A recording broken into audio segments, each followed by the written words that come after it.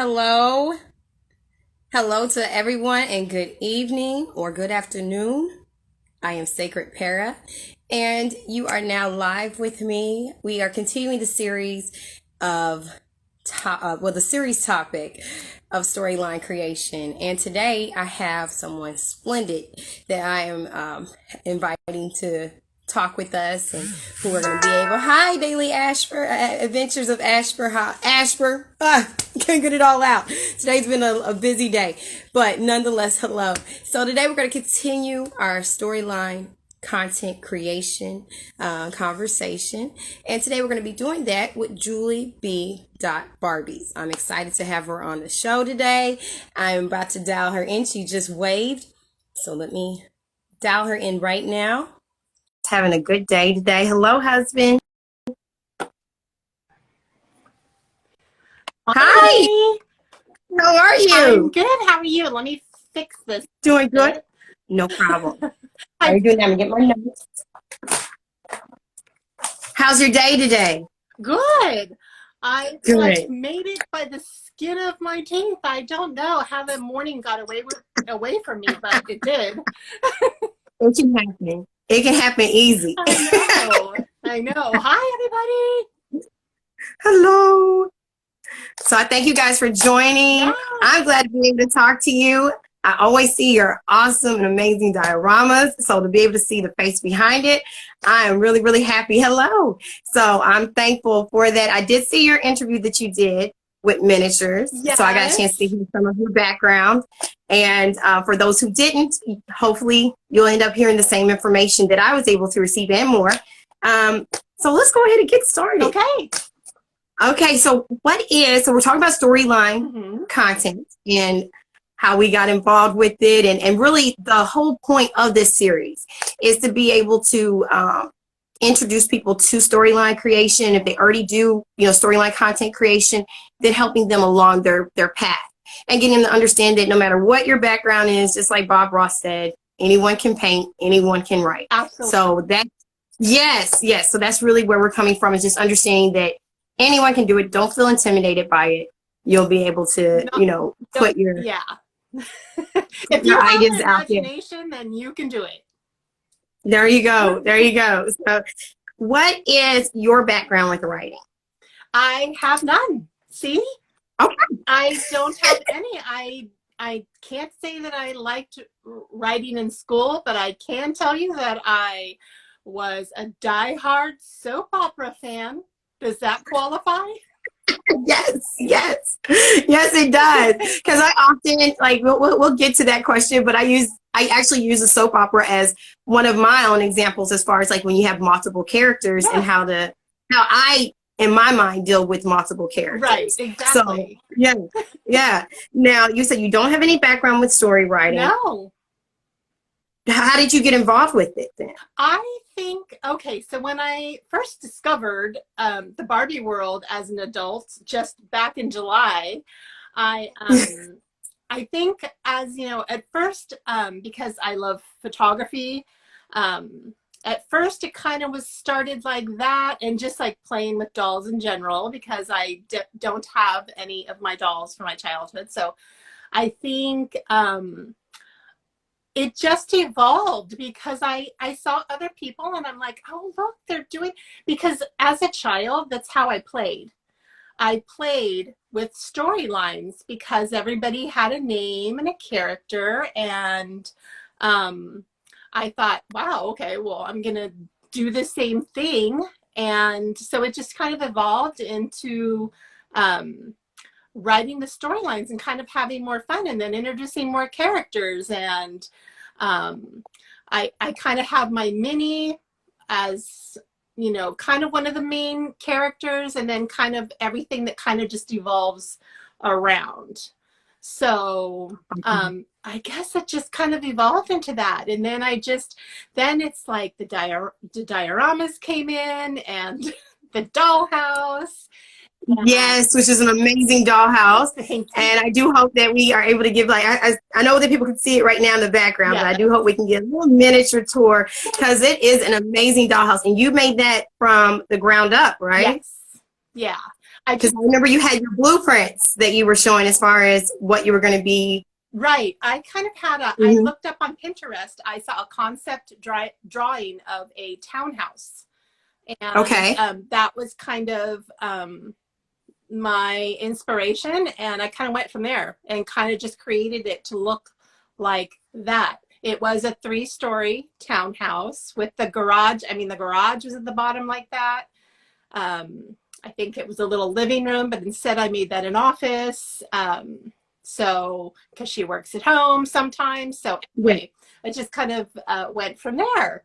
The closet was a closet in like a laundry room, but there's no way I had room to really do all that in this. I mean, I could have if I didn't want the second bedroom, but I think I wanted the second bedroom. And I can always put the laundry in the garage if I want. So yeah. That's true. That is true. Now, do you already have a background in architect or in building? Oh no.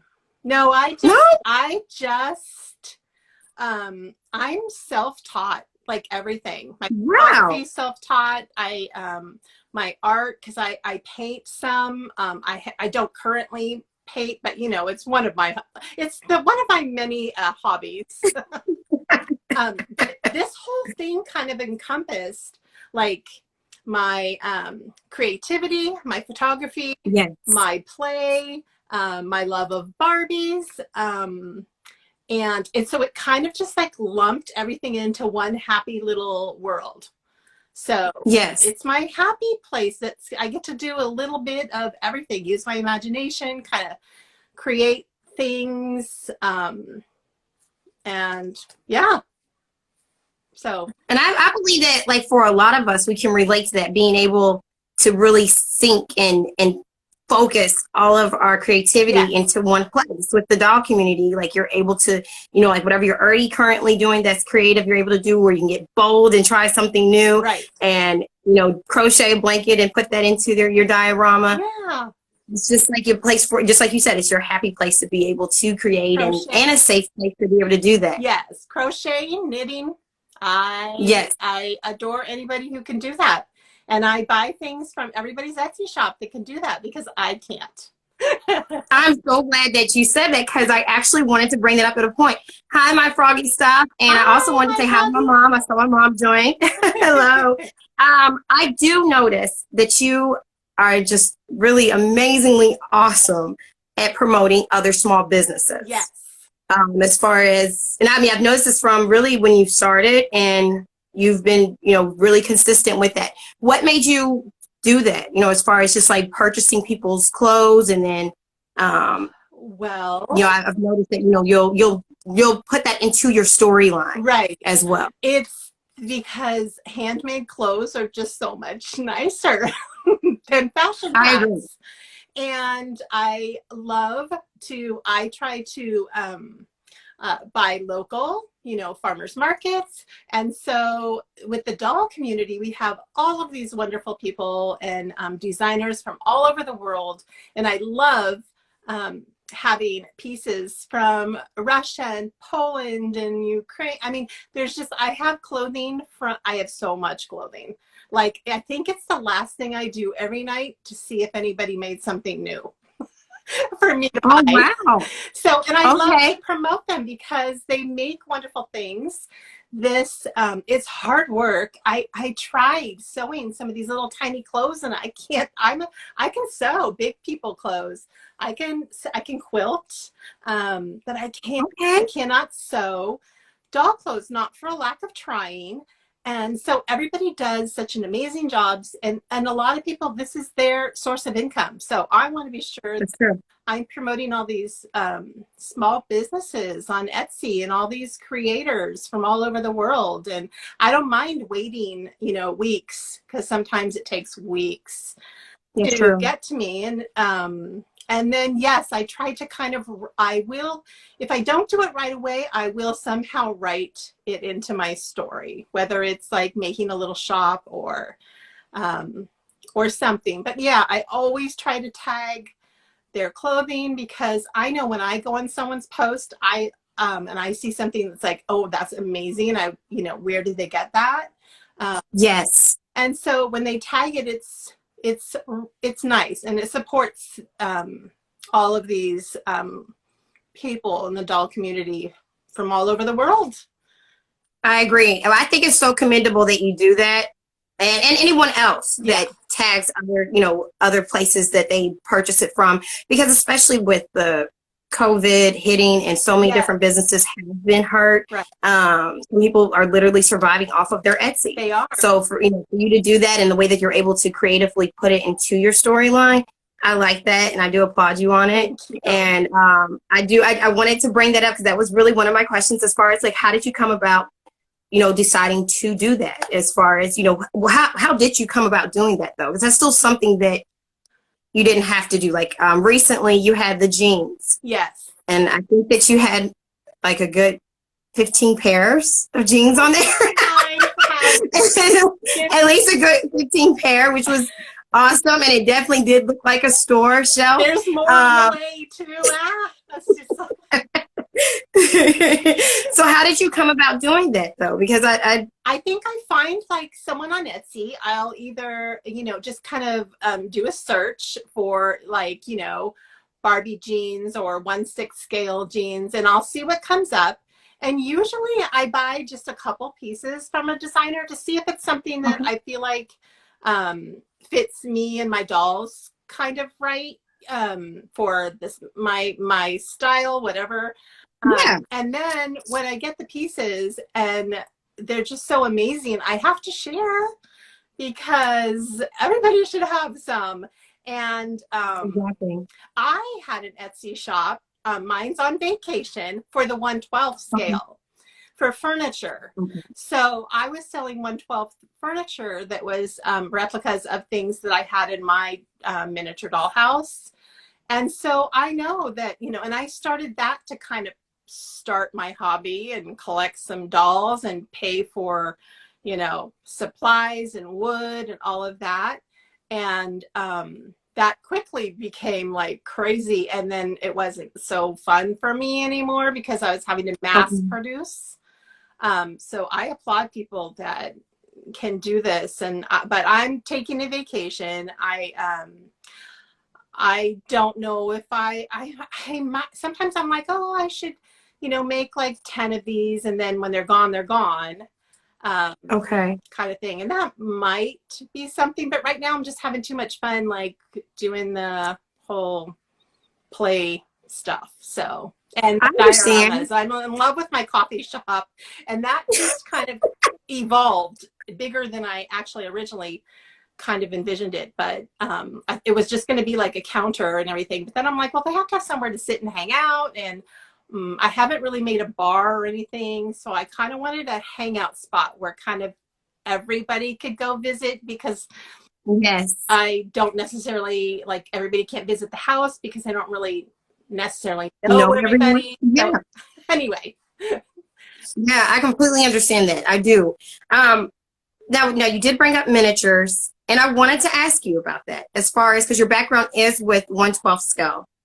That's where I started. So how did that evolve into now working with 1/6 with the Barbies? Well, since the pandemic and we were all stuck at home, I had shared that I had a dusty old 20-year-old miniature dollhouse sitting on the shelf that was never quite finished. And so, I was stuck at home, and I started Googling like miniature dollhouse things, and then I realized there was this whole community on Instagram, and then all these Etsy sellers, and so I started there, and then I discovered, I think because some miniature dollhouse people also do crossover to Barbie, the Barbie world 1/6, and so I was like, oh my gosh, there's a whole Barbie world. And that was my original passion, was Barbie, because I that's all I ever got for like gifts and stuff. That's all I ever wanted was Barbie. Me too. Yeah. Just give me Barbie, anything, a new Barbie, a new Barbie car. Yes, I was an easy Christmas person. Yes. I'm so simple, So anyway, I was like, oh my gosh, Barbie. And a little bit of the frustrating part is with the 112th. I loved the creation of it. But the dolls are super expensive, and there's not a lot of clothing out there. There is some. Allie's house. Is it Allie's house? She makes, but it's the same thing for her. It becomes so, I don't know how she makes those little tiny clothes. But there wasn't all the 112 dolls to I kind of wanted to play with it because that's how I played as a child. And with the 112, it's more kind of just, you just create it and it's beautiful and you look at it. Yes, I fully agree. Now, I've always had, like, I'm an art lover, period. Yeah. I've always loved art. My favorite artist, of course, I've said Bob Ross, so everyone knows about Bob Ross. Yeah. But I love Frida Kahlo. Like, Frida, I've been in love with her since my mom would know, like 7 or 8 years old or so. So I'm an art appreciator. Yes. I've always loved miniatures, always loved Barbies and doll houses. Really wanted to get into it. I used to beg my mother for the actual like 112 scale houses and all the little stuff that goes in it. Yes. But they were always so expensive. And my mom was a single parent. I was the only child. Right. So it was just something that, you're like, okay, eventually one day.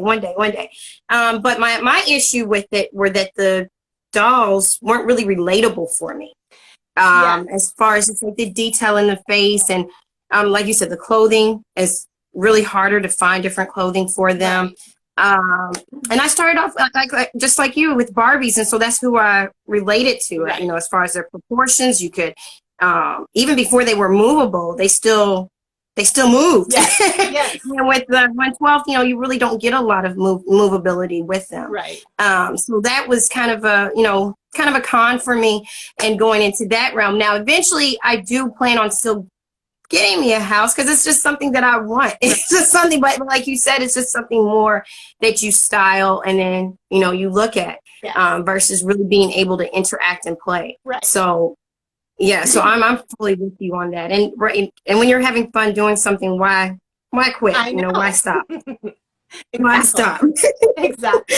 I do know that the transition from making 112 furniture to 1/6 was definitely a little bit harder. It's a lot more product, but it was proportions for me. I don't know, maybe I just got used to making all that little tiny stuff. So now but I use the dolls as my scale. Like I was saying that I will like stand next to my kitchen counter and then I'll have the doll stand next to, a piece of wood. And that's how I kind of gauge where the counter should be, kind of, that's like my thinking. So if people are I think that's an awesome tip. That's how you kind of just use your doll as your little ruler. Kind of, you sit them down. Where do their legs bend? Where, how tall should the chair be? And so that's where I start is with my height.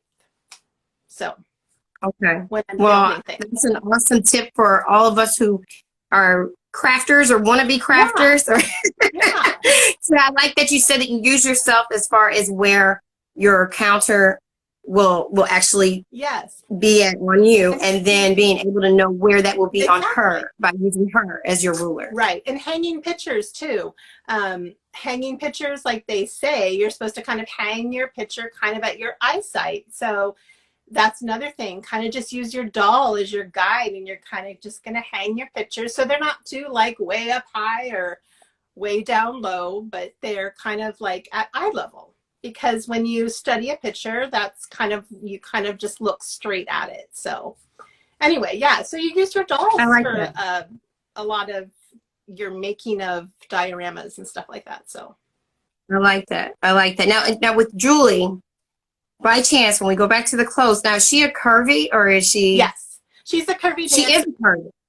Okay, awesome. The reason why I asked is because with the jeans, and I do like the jeans. I like all the clothes that you have, but I've been eyeing these last pair of jeans, and I was wondering if my Gloria is curvy. They fit her so good. I ordered more. Okay, yeah, because my Gloria is a curvy, so I'm always like looking for clothes for her. Yes, you need to order from her. She's tagged in all my photos and right now they're my current favorite jeans. She's in them right now. Yes. And there's another pair that's more ripped, but Okay. she just really, like, they just fit perfect. They hug all her curves. There you go. And it's so hard. Actually, I've been on here with my little curvy world. We talked about that because she makes clothes for curvies as well. And it's so hard to find clothes for your curvy gals. It just really is. So if you find one and it's good quality, you really want to just, it's almost like shopping for curvy clothes for me. It's like sometimes yes, it is. it's a shirt and it's just like, it just kind of hangs there and looks like, I'm like, well, no, I kind of want that to be a little bit more fitting, not just like whoosh, you know? So yeah, you don't want it to look like a moo-moo, you know? So you want it to actually hug the curves, like you said. Yes. Oh, I do. I understand. So that was one of my questions. Is she a curvy? Because I look at her and I'm like, she looks like she is, but I'm not always certain. She is. So the curvy dancer is hard to find because she's not. I have more than one. Excuse me, of me, because you know, you never know if yours is going to have an accident or something. You take it somewhere. I don't know. You never know if her arm's going to snap off one day or leg. But, I know, right? The curvy dancer is getting harder and harder to find. So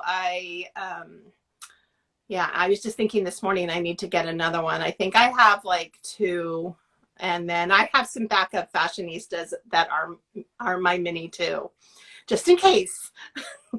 But this one's been my go-to because she had a good set of hair. You know how sometimes you can buy the same doll, but sometimes the hair is different, like different quality. Yeah. Yes. Yeah. So when you find a good one, hang on to it. It's the same, just like when you find a good man, it's like you hold on.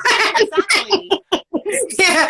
Now I'll be honest, and I've been thinking about it a lot because I just have my one Gloria. So I'm like, I'm gonna have to eventually get another one, and I did her hair, so I'm gonna have to do another one. You know, I get her hair rerouted, so just in case. I don't want anything to happen. I try not to think bad, but I'm like, just in case, I'll have one on hold. And if not, thankfully nothing bad has happened and nothing will happen. But even so, just to have one that's, her identical, I won't have to keep on changing out her clothes. Like I can have somebody else dressed and then just interchange them. So I'm like, that would really help. Yes. Stovall the doll, he says that he has like 10 of him. And he has them in all his favorite jeans or pants or shorts, whatever. And then he just changes shirts. But he doesn't have to change clothes very often because he's got like 10 dolls that are all dressed and ready to go. See, I'm going to get on that level. That's like my aspiration because it takes up so much time. It's just like dressing yourself, so it does. And that's it kind of makes a mess too, because it's just like getting yourself dressed. You try that on and you're like, nope, that doesn't work. No, that's not going to work. And then you have this pile of clothes that you got to put them back away, just like real life. It really is. Now, talking about your storylines, and just like you said, you do have your different characters and they're all going through different situations. Some of them, like with the coffee shop, she's just now starting off her coffee shop. So, she's, really the spirit of elation. And I can tell the same with and I do like your beauty salon. That was fun. That was kind of just on a whim. I just was like, I want to have somewhere where they get their hair done. And then I was like, trying to figure out the logistics of a chair. And then I was actually going to have Stovall print me one. And then I was like, first, let me try doing one with wood. And so I started looking on Pinterest. And I don't know if you saw just my quick story the other day, but it was like my inspiration. And then I found that fabric at the store and was like, oh my gosh, this is perfect. So put it all together, and I was going to do a completely different base, but I had those pipes for some shelving that I was going to make. The little pipe bottom, the bottom of the chair. I don't know if you paid attention. And I literally went, oh my gosh, this is perfect. So I etched out a little hole in the wood in the bottom and put that up in there and went, oh my gosh, done. Love it. And then I had to make a second one to recline for the sink. That's what I was going to ask you. That's what I was going to ask you. Does it go back? Because I know in one of the posts that you did say about lean it back. It's permanently back, though. It doesn't. It didn't make it to like, but it just permanently leans back. So it's glued that way. I believe it's awesome. It's awesome. My husband is a barber, so yeah. When I saw your chair, I was like looking right at it, like in order to see all the pieces that you have and the parts that you use. And it was really amazing. How long did it take you to do it? Because I remember you had the post and you were like, new project I'm working on. And then like the next day you had the chair. So I was like, what? Did she do that in one day? Yeah, it probably took like an hour. Because really?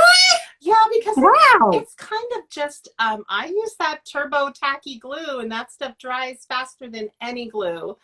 Well, besides like super glue, which I'm allergic to. And let me just say, it makes miniaturing very hard. I am allergic to super glue. And I learned that the hard way. Inhaling the fumes causes this really bad reaction in my nose and my lips and stuff. It's really weird. I was doing some jewelry for a project that didn't have anything to do with miniatures one time. So I was down really low, excuse me, and I guess I was sniffing it, but I had never had a problem, found out I was allergic to super glue. So I literally have to take my projects, wear gloves, and go outside. And of course, if you actually read the product, because I called poison control to ask if this was a typical reaction, and it was. Yeah. Wow. I know. It says that you should be doing this in a very well ventilated place, not just your living room or a craft room. You should be like windows open or outside. It actually or a garage or something like that. So I just never paid attention to that, because you just think, it's super glue and it's just a dot. But yeah, so I look funny. I always go into the backyard and I'm always gluing stuff with gloves on. If I go into the garage, I wear a mask. I don't blame you, though. After you've had a reaction like that, you don't want to go back to it again. No, definitely not. I'd rather people wonder, like, what is she doing? But than, about the glue, to be in the house. The turbo tacky, let me see. Okay. I know there's different versions, but I use the turbo one. Oh, yes. This one, I know that you can get bigger bottles and of the regular, like fast drying, but this turbo tacky, all my doll houses, this house is all put together with that. It's dries super fast. So as soon as those pieces were just basic for that chair, and they were just, simple shapes to cut and glue them together, and literally you can just start gluing the fabric on like right away, because it's really pretty fast drying. So it almost looks like the fabric glue bottle. Yes. Yeah, it's the regular tacky glue, just the turbo. Okay. So turbo is the key. Turbo. If you want, of course, turbo it is good for our project. Yes, if you want something to dry fast, if you want a little more dry time, don't use that one, because that one will definitely But when you're crafting wood and stuff, and like that 4-poster bed that I made in 1/12 scale, I need that to dry square pretty fast. Otherwise, it kind of like sometimes if you let it just go, like things will shift a little bit, and your post might not be straight.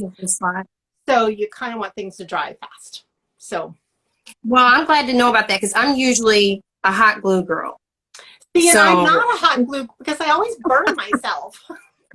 That's the issue, is that I will burn myself.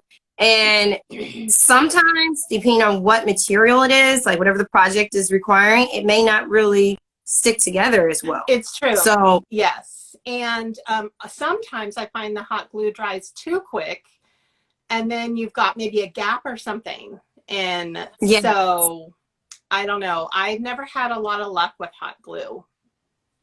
So, well, I've got that written down: turbo tacky glue for us who are crafting, and we need it to dry fast, but still give us time to really set it in position. Right. And it's excellent for the wood. So since I work with wood so much, like all my dressers, all my shelving, all my cabinetry, everything, like my furniture, everything that has to do with wood. It doesn't glue things like plastic good. So don't count Okay. on it for plastic. That's where the super glue kind of has to come in. But myself out in the garage in the backyard. There you go. Gloves and masks. I always wonder if the neighbors look down and they're like, what is she doing down there? Just me. Crafty little things. There you go. There's nothing wrong with it. Now with your wood, like how are you able to construct these pieces? Like do you have to use like a miniature miter saw, or are you just using just a little miniature miter box? And okay. I use just a miniature little handsaw.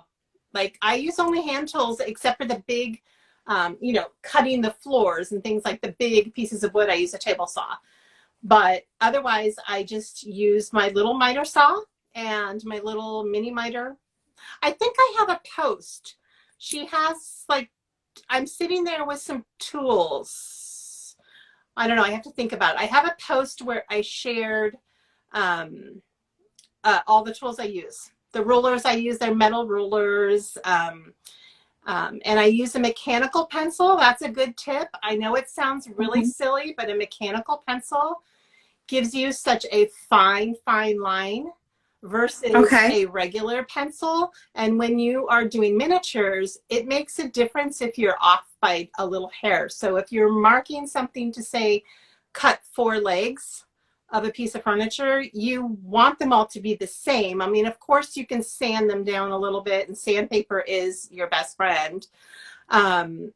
But that will get you, I usually like cut the first one the size I want, then I lay that down and I mark with a mechanical pencil, so you like cut right on that line. So I don't remember where I learned that. Someone said that they used a mechanical pencil, and I was like, really? That makes a big difference? But it actually does. Just because you're getting that consistent fine line and you know exactly where to cut. So. Okay. That's like an awesome tip too. And the reason why we are talking about building miniatures is because this is part of your storyline. Right. This is part of, you know, when Julie got engaged, her fiance was like, you know, I'm building you a house. So that was a part of her actual story. And you know, if this is something that you're like trying to figure out, how do I put my love for miniatures and my love for crafting and building into my storyline? Yes. This is a wonderful example that Julie B did with her. She was able to incorporate your love for miniatures and building and put that in there. And I'm telling you, her house is awesome. It's right behind her. And it is awesome and definitely looks like your blueprint. I had no clue how you were going to do it. So I was like, let me just stay online with you during your process of doing it, and it's turning out really great. Thank you. It's really still not finished. Things that I still hadn't done since my last live aren't done because I get like sidetracked. You know, I don't know, and I think creativity just kind of flows, where you kind of are like, you know, making a French door is not very exciting, but a coffee shop, now that might be more exciting, you know. So I understand. I do. I do. Sidetracked. So I'm like, I still need to do the window, the door. I'm actually gonna have like a false wall right here with the bathroom and a door, so that it kind of looks more like a hallway right here. So I'm going to have like little magnets that just kind of hold the wall. I've already cut the wall, but I haven't cut the door. And of course I haven't paid the door. So I just wanted it to kind of just look like a little hallway, and I might do like a little hallway table or something. I don't know. Just one more spot to take photos or to make it look a little bit more realistic. I don't know. So. Okay. Well, I like where you're going with it. I really do. Now, my other question with regard to your storyline is, how do you come about your, you know, like gathering your story? Now, I know that you said you watch a lot of soap operas. You just came from having a pretty intense storyline with the miscarriage. Yes. So I think we were kind of ready for, especially for you as the writer, ready for the coffee shop, something that was a little bit I more know. light. And we're going back, well, we're not going to go back to that. But yes, that was a kind of intense, kind of crazy story. But I needed to kind of wind up that, well, I don't know. I kind of, the story evolves because I usually have a plan A and a plan B, and I'm not sure which one I'm going to go with. And I always, it's funny because my husband's he's totally knows what's going on with all these dolls. It's funny because he reads my Instagram and then of course hears me talk about it. And sometimes I'll bounce something off of him. I go, do you think it should be this or should it be that? And I do that too. Yeah. And so I don't know. I find that fun that he's involved too. So because I spend a lot of time doing things with these dolls. It helps. It helps so much because he may end up saying something that I didn't think about. Right. And then I'm like, that is an interesting perspective. Or, or he'll say like, those two look alike. I thought they were brothers. And I'm like, they could be. Yeah. Sometimes I buy a doll with, like, I'll look at it in the store. I probably people are like, what's that lady down the Barbie aisle just staring at that doll? But sometimes I'll look at a doll and I'll buy her with or him with something in mind, maybe down the road. I don't know. Maybe they have a certain style to them where I'm like, well, they would probably be great as this character or something. Yes. Since Ren, the hairstylist, was my first reroute, I decided to write her into she does hair because her hair's so unique. And often hairstylists' hair are unique because they are good at it. And so anyway, so their first client, they're going to experiment on themselves. Yeah. So so I kind of, and I don't know, I'll look at a doll and I'll just kind of think about the storylines. I literally will stand two dolls next to each other, and I'll be like, are you guys a good match? Because I'm thinking in my mind, photo wise, do you guys look good together? Yes. I often get my girls and I'll ask them that, what do you think? Do you think they look good together? Or? Yes. So, and then it just kind of evolves. I don't know. I have, like I said, I guess I have an imagination.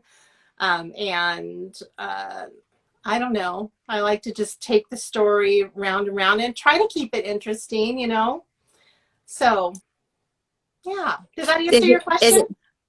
Well, it does. It answers it. Okay. But then I guess to elaborate, are you getting these storyline concepts just from things that you may have seen from the soap operas or from what you've observed with friends and strangers or personal experiences or? I don't know, maybe a little bit of both. I think probably TV has a good part, not just soap operas, but, TV in general, movies and just storylines along that level. I don't know. Okay. I just kind of come up with it, there's always love life going on and flirting and spicy sometimes. Yes. Now, is Julie's ex ever going to show back up again, or is that just a done situation? As soon as I get him a body, yes. He doesn't. Because this was the police officer. Yes, he doesn't. And Jake, I really like Jake's face sculpt, and but he doesn't quite match the wheelchair Ken. But I might just have to because I'm kind of waiting. Do you have dolls like that where you're waiting for made-to-move bodies that you just can't quite match their skin tone, and you really want to write them into the story? Yes. I want him to. Spoiler alert! I want him to find love because he's such a good guy. He really was. He was, but I can't. It's I can't play with them until they have a body that can move, Because when Like, they're I just, love it, when they're Mattel. just like this, and you're like, There's only so much you can do. there's no, Yeah, there's only so much you you can can't do. even sit I them in love a it. Mattel chair. has so many different shades. Yeah. You can't even sit them down. So I'm like, I agree. so I agree. it's frustrating. So I don't know. I'm hoping that Mattel comes out with some new skin tones, but you know, Yes. I don't think I'm going to hold my breath. You know, I was hoping with the BMR Series 3 that I guess is no longer, that we might see No. some new skin tones, but that's not going to happen. So I don't know. I'm just waiting. I have the same question. Because we have so many different skin tones and fashionistas. And I love that. I love the different styles I and do the different too. sizes and everything. So for me, I'm with you. I'm like, can we get movables that's in that same skin shade? Right. And then it would make it easier for us to, you know, pop their heads off and Exactly. and be able to, you know, put our actual character on that body. And I was hopefully Mattel will hear us on this, because I think there's plenty of us asking. I hope so. And I was really disappointed with the Barbie extras. I bought one and I returned that one because I thought for $25 that the articulation would be nicer. And I found that the doll itself was kind of cheap, and I was, you know, again, she limited articulation. So for me, I'm all about I need everything to move, because I like their hands and their arms and their legs and their feet to be able to go and move everywhere. And I just thought about it, and I just thought, gosh, I spent $25 for this doll. I'm buying the BMRs on Amazon for like 20 and 25. So, and they have the full articulation, and they're more solid. You know, they're made better. So do you buy any of the Amazon bodies? Because I've seen those on Amazon where it's like a pack of them that are articulated, but I don't think that they're made to move. No. They don't have a head on it. Because I've seen those and I'm like, should I buy those? But I really don't know. I haven't really decided on that. I haven't. All of mine are on either the yoga girls, or the curvy dancer, or the BMRs. All my dolls are on those, or the wheelchair, the newest wheelchair. I think I've given away 4 wheelchairs already, because I had so many. At least I was able to use that doll to make quite a few guy bodies, so that was nice. But yes, we still need some more skin tones. Give us skin tones. Yes. So I'm fully with you. I am. Now, when it comes to your storylines, are you getting these storylines? Are you scripting them ahead of time, or do you just type it? You know, just write and type at the same time. I will sometimes. I know where I want it to go. I will take the photos, then I write the story to go with the sequence of photos. Does that make sense?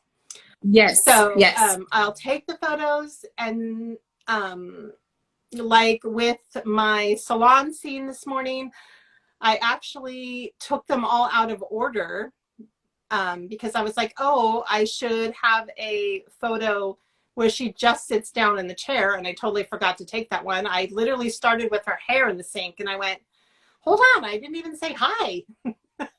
So I went back and shot the photos of her, like, what do you want to do today, kind of a thing. And I was like, yes, that's what you do. You sit, you get the cape on. So so that's what I do. I line up all my photos.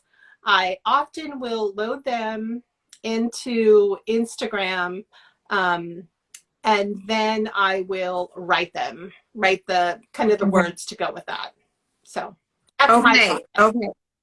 And that's pretty much my process. Yeah, but I do have I know kind of where it's going, you know, it's for the longer, more in-depth stories. I kind of know where it's going, so. But I've noticed, like, for myself, because my process is pretty much similar, where I take my pictures and I'll have like an idea of what the conversation is. Mm-hmm. But then when I go to, post it and I actually do the dialogue, I kind of just leave room for my characters Yes. to speak, because maybe whatever I thought, it changes a little bit. Or if there's like an event, now I need to like tailor their conversation around the event that they're going to be attending. Yes. So I just go ahead and like I leave that room and that space for my characters to also give me their voice, and then that way it makes it a lot easier. Yes. Yes. It really does. It does. It's not, and it keeps the fun going, because just like you said, when we were kids, we built these storylines and we just really let our Barbies and our Kens have the full floor. They just, they had the full playtime, and we were just there to enjoy it. Right. So I try to do that same thing, without having to put too much of my adult self into it. I find that going back to my childhood and the way I played, I used to like old movies as a kid. And if I would watch like a movie that was like set like back in time or something, I would try to recreate that scene somewhere. Yes. And then just kind of go from there. So I would be like inspired by this movie that maybe they had like a little one-room apartment, and it was kind of old. And so I would take the books out of the bookcase and like build a little apartment. So I would have my regular townhouse in my bedroom, but then I would have little stories. So this is exactly how I played, only to a different level, as a child, because I would like, my mom would come home and the bookcase would be filled with like a little Barbie set, or the coffee table, because we had this coffee table that had like a cabinet in the middle, but the two sides were open, and so that was like the perfect little Barbie floor. And so set up a little Barbie couch and a little scene going on there, and that would be someone else's house. So I played that way as a child. So I find that this just kind of flows the same way as an adult. I fully understand that. I fully do. For myself, like I used to actually, I had that magic sound house, the 3-story one with the elevator, like one of the first ones that they had. Yeah, and then it would play, like you would toot the little, you would press on that little teacup and it'd be like, do, do, do, do, do, do, do. And it had a little cat sitting there.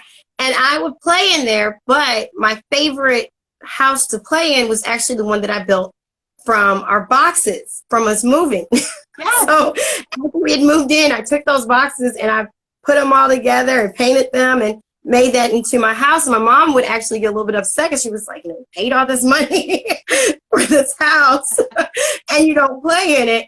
And I just really loved the house that I created. And one of my first dioramas, like I was sharing with my children, for my science project, involved a shoebox, and I made it into a Barbie bedroom. So it's just interesting how things just really 360. And then like I had like another science project that my mother helped me with for Dr. Charles Drew, and I used my Barbie on a gurney, and she had these little like a little plastic tubing coming from her. It looked like a blood transfusion. And we went to the hardware store to go get a battery, so it would just like churn the Kool-Aid and make it look like the blood was flowing. Oh my God. So that's awesome. My mom should have went into science, and my mom was like, let's go get the battery. So but it was fun. It gave us time together. And even to this day, like I've said before, she's still a Barbie girl. She likes to buy my Barbies, and she won't buy any for herself. She's like, I just like seeing you bring them to life. But, it's something that we were already doing when we were young. And adult life, came in the midst of it. And now, to be able to reconnect with that side, it's refreshing and it's fun. It allows you to just kind of get away from everything else that's going on. And and being able to help people.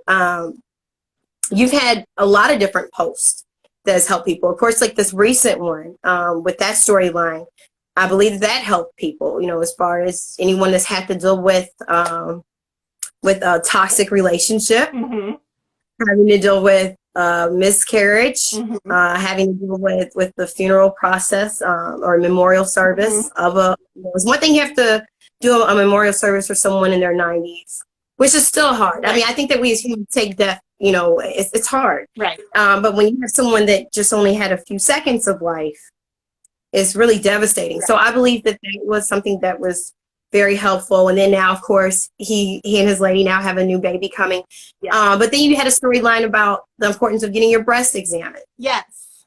Which was very important, right. because we don't really last talk about year that we've all had to postpone. Well, they've canceled. In 2020 they canceled all of our appointments, and people, it's easy to just kind of push all that to the side and forget. Yes. But we have to still do those things. And I was actually speaking to myself, because I knew that I had a couple appointments missed, and so I needed to reschedule those and get that taken care of, because it's just too easy to forget. And you hear so many stories about people, if they only caught it a few months earlier, or, so it's still so important to take care of all of your appointments. And now things are opening back up, and so you've got to get all those regular routine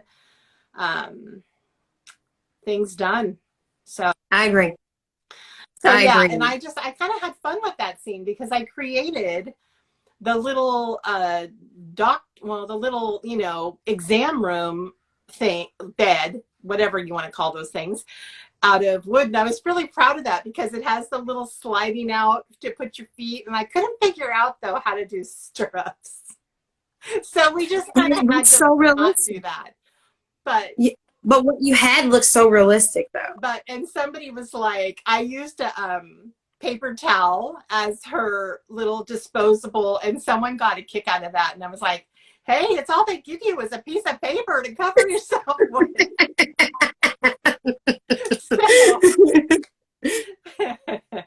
Anyway, you did really well with it, and I'm glad that you brought that up though, because there needs to be more, awareness about breast cancer and breast examinations. So I like how you were able to incorporate that into your storyline as well. Thank you. Now, have you found any pros or cons when it comes to storylines? Because we could all just probably take random pictures and put it on there, and I imagine that's still a process as well, especially if you get into editing and so forth. But storyline is a little bit different. Yes. I don't know if there's any cons. I don't know. I can't think of.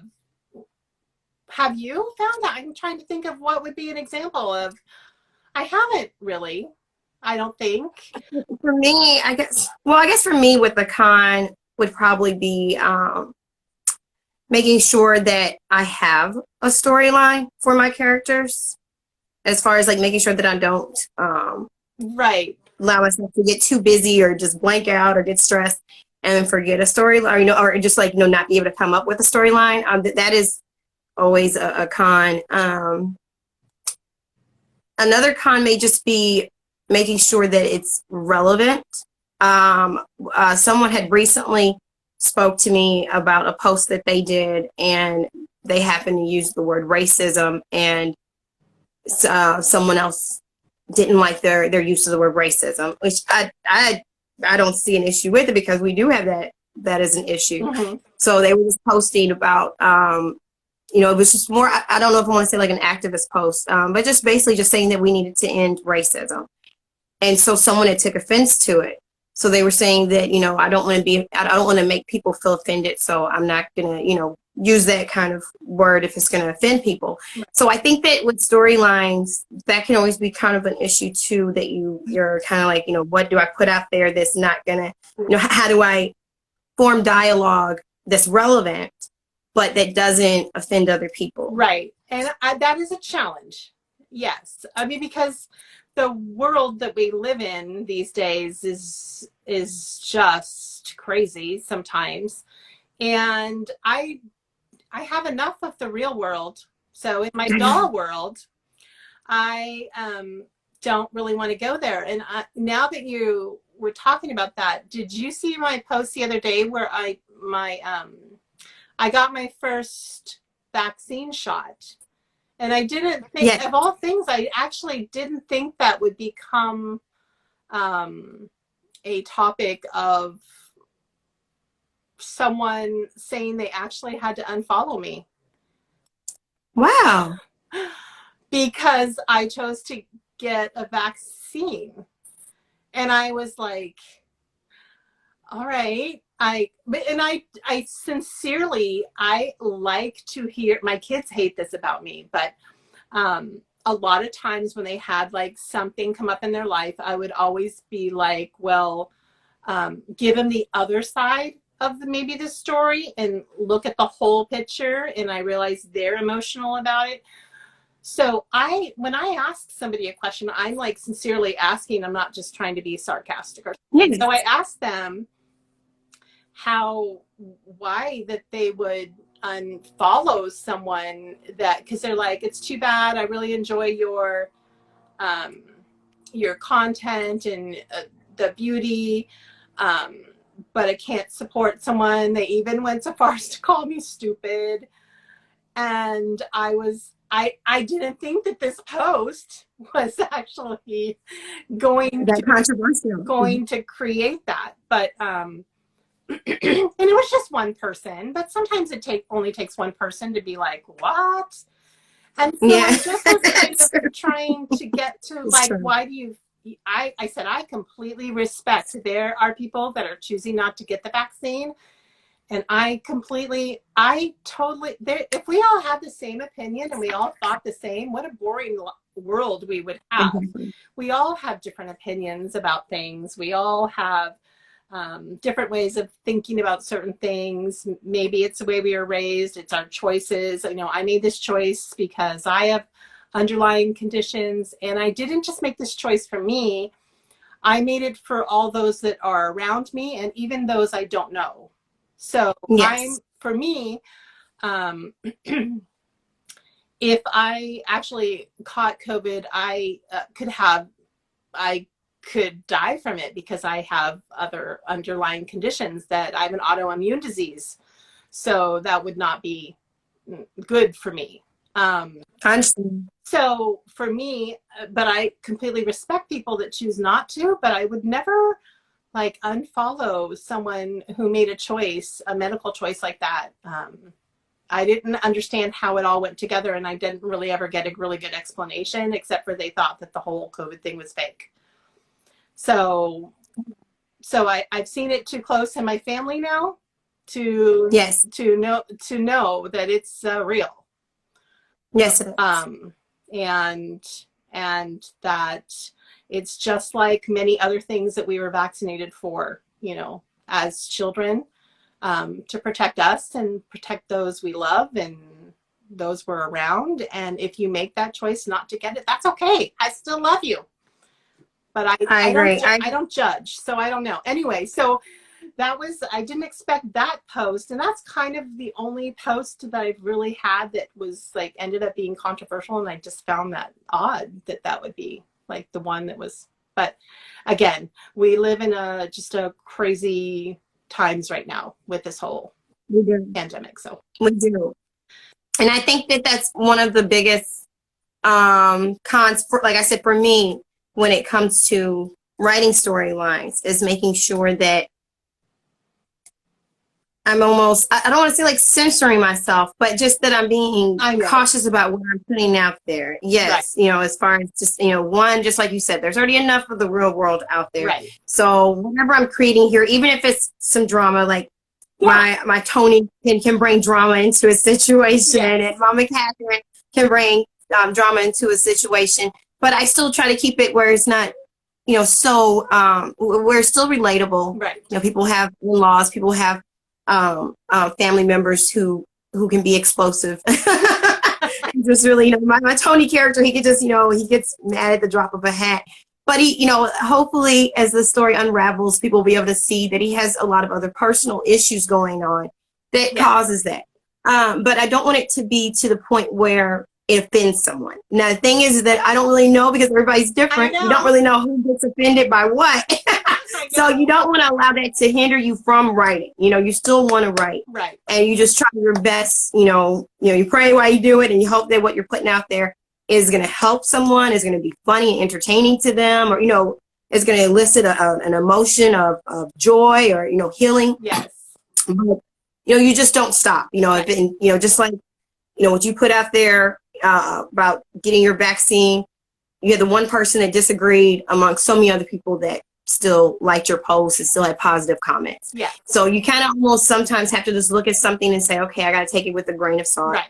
Everyone's different and everyone has a right to their opinion, but you don't let that stop you from writing. You don't let that stop you from being able to photograph beautiful pictures. Right. No matter if you're, beginning in your photography or if you've been doing it for years, right. You still keep going, because otherwise other people's opinion will stop you from your art and just from enjoying. Yeah, and I won't do that, and that's fine, and it was totally okay that if you're going to unfollow someone, and that is an easy way to no longer be part of someone's storyline. Just hit unfollow. So, but I would hope that no one, that like what you said, I don't want to put stuff out there. I want to put stuff out there that might make someone smile, and like my little coffee shop thing where Ren saw the hot guy over there, I just thought that was kind of funny. She's like, I thought, oh, this is funny because it's not like it's saying like, who's that tall drink of water over there? Like, it's not something I would normally say, but I thought, oh, I'm totally tossing that in there because I think it's funny. So I feel like if it makes me laugh, it might make someone else laugh. So I don't know. Well, I think, and now I'm able to really connect it now that we're talking. Because when I read that, I was like, oh my gosh, that was such an old school statement. That was definitely like one of our 30s or 50s movies. Because that's when you said that you loved old movies, that's like right up my alley. Yeah. So when I read that, I was like, oh wow, that's like old school right there. That's really I know, right?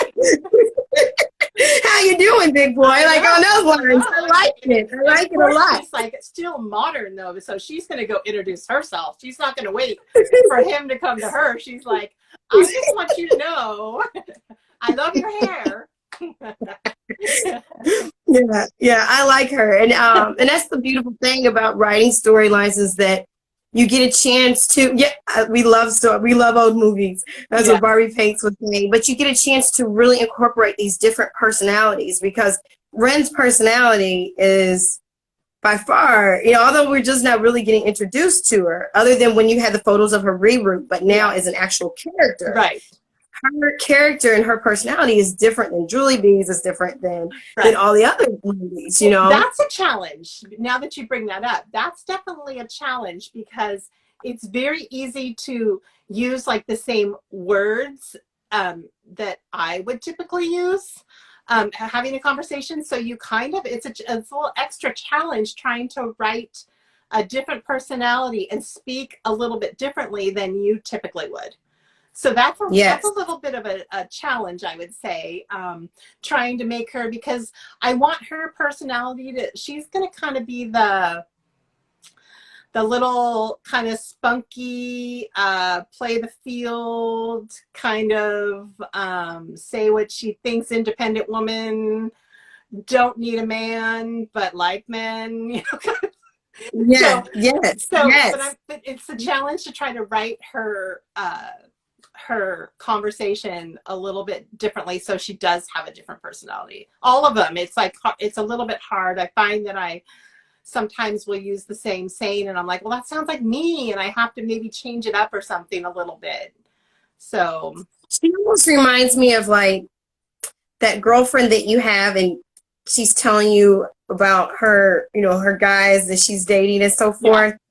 And you're like, wow, like like she's someone that I'm not gonna say so much that you want to be like, but you admire her confidence so much that you want to be like that. Right. But you just really enjoy all the stories that she tells you, because it's like, I could never do that. I could never do that. And that's kind of but that's like the vibe that I get from her so far.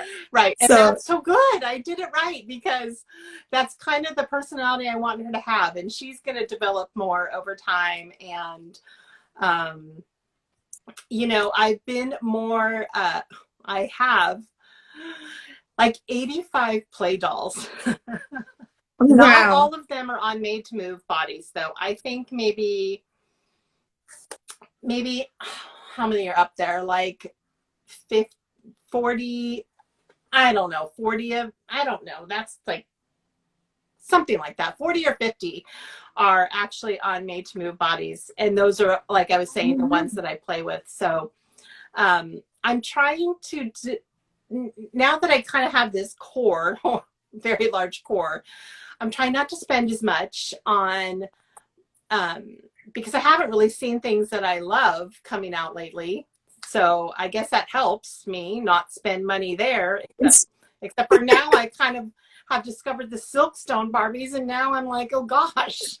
But those won't be the play dolls. So so I'm trying to develop characters more. I feel like I have a good little town. And so everybody, to get everybody intertwined and, you know, working together. But then I'll have like a thought where I'm like, gosh, you know, am I gonna need a wedding planner? So I don't know. I still have dolls that aren't on bodies that, you know, I'll be like, who would make a good match for that character? So Yes. Yes. And it is kind of like a never ending cycle, because it is. I've said to my husband, I'm like, no more dolls, no more, because I don't really have a good spot for all of them, because they're growing. So I have some of them just like tucked in little different spots, and I'm like, I'm telling my kids don't touch them. I've got like my main ones, I've got them put away into a case and it's locked up. But I know for my other ones, I'm like, just don't touch them, because they get to playing with them, and it could just be a mess on purpose or not on purpose. So I'm like I've said before, keep mommy happy, just don't touch them. So I couldn't find Gloria today, and I was like, oh my God, where's Gloria? Oh no. Oh yes. So I was like, you really want to help me find her now? So yeah, I didn't want to become mommy dearest. I didn't want to do the no wire hangers. So I looked in the box, and there she was again. I looked way in the bottom, didn't find her at first, found her again. I was so happy. But I'm at that thing. Crafty. She says no more dolls. That's like saying no more food. That's true. It's kind of true. It is. Because every time you say, I'm not going to get any, even if you're like, I really don't want any of the new ones, it's not really appealing or attracting me, then I'm like, oh, but there's this 1998 doll. Right. You can go to eBay and then put on find a made to move body and incorporate her in my storyline. And I mean, it does. It happens. I was sharing with one of the other sister friends on here that it's really an addiction. It's a healthy addiction. I know. You know, but it becomes toxic if you go into debt. It can become toxic then. But as long as you keep, a measure on your budget as best as you can. Maybe we all need, it's like a doll budget. I don't know if I could keep. I'm trying to be better and make them, each doll purchase, like, have to have a reason. Like, why am I buying this doll, and what is this doll going to do in my stories? Yes. I'm trying. It's true. But like I said, now I'm like looking at, I bookmarked all these Silkstone dolls that and it's Ken's fault, because I just bought that anniversary Ken. Oh yes, I saw that. Him. I just bought. Here he is, just staring at me. I just bought him, and it's his fault, because I don't own. Do you own a Silkstone doll? No, I do not. Okay. But I was looking at the I think it's the Tea Party Silkstone. Yes. Well, she's so pretty. Let me just tell you, I didn't expect. I don't know what. I guess I don't even know how long Silkstone's been around. I don't know the history, but when I took him out of the box and found, he is so heavy. He's like solid plastic, and I had never held ever a Silkstone doll, and his skin is like matte and like very like kind of realistic. Wow. Not so plasticky. I mean, yes, he's very skinny, and he's not quite the shape of my buff made to move guys, but there was something very, you know, you hold a doll and you're like, there's something very that I like a lot about him. I actually liked him more than I thought I would. So I had to go buy the girl, the Silkstone, and I bought, oh my gosh. So it's Hi, Great Plastic it's Adventures. his fault. So I had to go buy the girl, the vintage, what is she? Let me take her out. Oh my goodness. Now it started like this whole thing. So I had to go buy her. Oh wow. Okay. Oh my gosh, and she is just as pretty. I haven't taken her completely out, but look at her. Wow. Yes. She's so pretty. And she just has this, they have this beautiful, they're just beautifully made. Yes, they're not play dolls. So she won't probably ever be in a story, but she's so pretty. And she's, like I said, does she have a nice weight too? Yes, like he does. She's completely, so the Silkstone are all that way. I don't know. Oh wow. I learned something new when I bought the Ken. I've seen a Silkstone on there, but they all have that side eye thing. Yes. Like, why they all have the side eye? Why are they all looking? But I have not gotten any side eye dolls just because I really believe that trying to photograph them would be more of a challenge, and then you have to, you know, do I have to make that a snotty character because they're always side eyeing, or how do I do that? Right. But no, she's gorgeous. I mean, she has her little toes painted. Oh wow, she sure does. She does, but her skin, if you can see her, like her skin tone, it's like matte, and she's really pretty. So I needed her to be standing next to Ken. So now I blame Ken. I blame Ken because now I have bookmarked all these dolls, Silkstone dolls. Oh wow. My mom said she had a Barbie like that when she was a girl. I used to get so mad at my mom because I wanted her to keep those dolls. I was like, why do you keep those dolls? Like she knew I was going to come. Why do you keep those dolls? But yeah. Yes, I like that. So Fairy of the Wind says, I love the side-eye look in my Barbies. And I do like her. I do. And I originally, now I'm changed. I've changed. I always reserve the right to change my opinion. And there you go. And now after Ken and then getting her, I'm going to have to get some more Silkstone Barbies. So they'll just sit on my shelf. But I was going to ask you, are you going to keep them in the box and just keep them on the shelf? I like to look at them. I know I know some people keep them in the box, but I have to redo my shelves somehow, some way, build more. I must build more. Because I like to look up from the room and look up and just look at them. So right now I have a lot of characters from movies or series like Batman and Divergent, and I've got Wonder Woman, and then I've got some I Love Lucy and some Anniversary and Marilyn Monroe. I love Lucy. Yes, I have 3 of her. I would love to have. I really want to get the candy store, her and Ethel. And so they're kind of on my wish list. And then I have some from Jurassic Park. I've got Twilight, Harry Potter. I have a very eclectic collection. Yes, but that's what I was thinking. I don't know. It's what makes me happy. So you gotta buy. Well, plus buying dolls too is not you can always go, I want that doll, so let me go buy it. You have to hunt. Part of it is hunting for the doll that you want. So it's true. Get it. That's very, very true.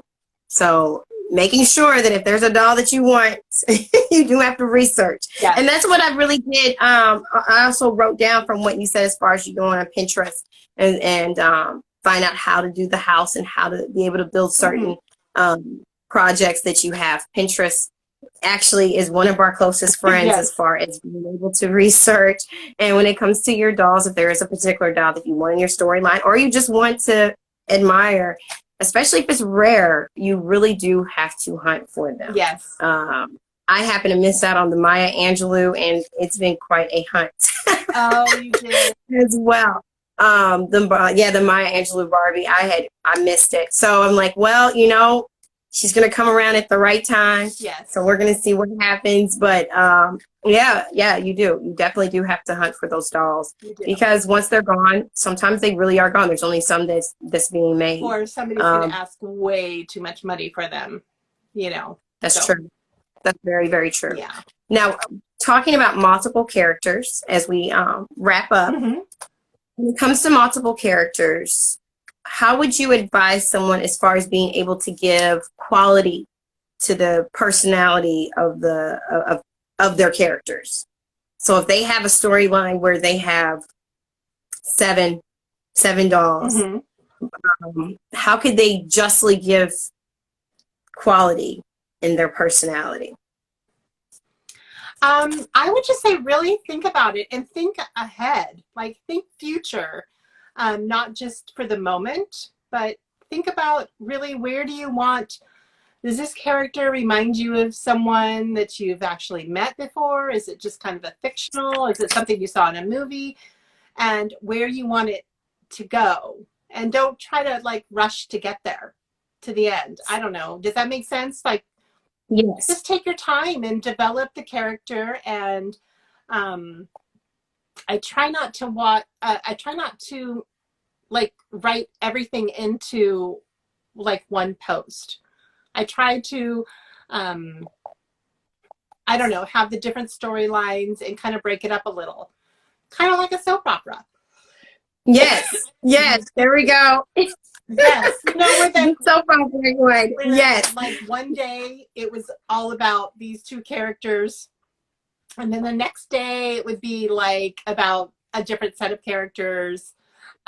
Sometimes I know that's frustrating because you're like, no, I need to know what's going on with the other two. But I think that's what keeps it going in someone's stories is to give it a little break. Don't make it all about, and I guess also not only have maybe two of your 7 dolls interact, but build the story of that character all by themselves too.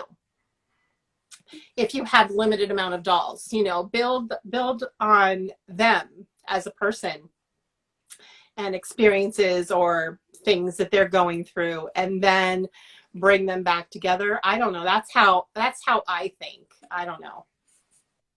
I like that. One of the things that I always, when we're talking about the soap opera, I always use the Young and the Restless as an example with multiple characters. Yes. And one of the things that I noticed was kind of like how you had Victor Newman and Nikki, and then they were married, and then their children, Vicky, little girl's Vicky, and then the son is Nicholas. So then he gets older, and they get older, and then he gets married, and then you have their storyline. Right. And then, of course, you have Victoria's storyline, the daughter, and then you have Victor Newman and his wife and their issues, and then because he has this corporation, all these different people who work there and their story. Exactly. And so, but it's still like, but Victor and his wife are really still the core. Right. But then, of course, when they divorce and she gets remarried to Jack, then you have Jack and his, so then it branches off. So we're not going to still see Victor each episode. Right. Because we have all these other sub characters and sub storylines going on, but you may have someone that's like, I really don't care about Jack, or about Victor. I can't really relate to him, but I really like Jack, and I like how conniving his personality is and what he does right here. So they're staying hooked in order to see if on Tuesday he's going to be on there, if on Wednesday he's going to be on there. So I fully agree with you that it does keep your audience involved with your storyline, especially if Jack, although someone may like Jack and prefer him, but him working there at the corporation still happens to impact the life of Victor Newman. Right. So it does. And it's still, right. It still connects. Exactly. And for example, like I have some followers that really were invested in that Logan and Nova story and where it would go. And So when when she had her accident and lost the baby, um, you know, I don't know if people saw where it was gonna, you know, where it's going to go or anything, but someone's like, is it bad that I like Nova and Logan together better than Logan and Kat? And I thought about that, and I actually had thought, do I put them back together? That was kind of, I did think about that. I also thought about, my plan B was that Nova would die and the baby would live. So, Wow. but I would have needed to wait a little longer because if I'm timelines and stuff like that for the baby to be old enough to live outside mommy. So, I could have put her in a coma. That was another, so I sometimes have two completely different ways that I want to go, and then I decide which way I want to go.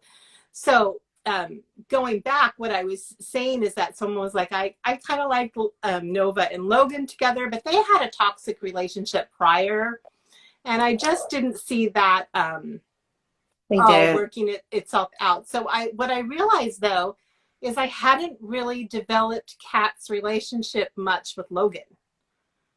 So then I did that whole kind of series where they spent the day together, and it was a little spicy. And she let him know that she was pregnant and such. And so this pregnancy for Logan is everything he wanted the other pregnancy to be, but never could be. Does that make sense? Because him and Nova weren't together. So he couldn't like rub her belly and stare at her tummy and talk to the baby, because that's not the kind of relationship. But that's how I want Logan's character to be, like that. And so now Logan is able to he's like elated that, you know, he's going to be a dad, and that he can follow this pregnancy as he had envisioned before he found out Nova was pregnant. So I don't know. See, I like that. Now when it comes to developing Kat, I really didn't have a problem with it, because I still would see her in your storyline, like when they saw each other, when he went to go get like the skateboards. Yes. You know, she would pop up. So for me, I didn't have a problem with it, only because he was still trying to deal with this relationship with Nova. Right. So, and he didn't really seem like a playboy. It just seemed like he was just kind of maybe like confused, like, you know, I'm trying to figure out who I'm going to be with. Right. I have feelings for her, but in the same hand, you know, Kat is, you know, quote unquote, like a good girl, and I don't want to mess over her.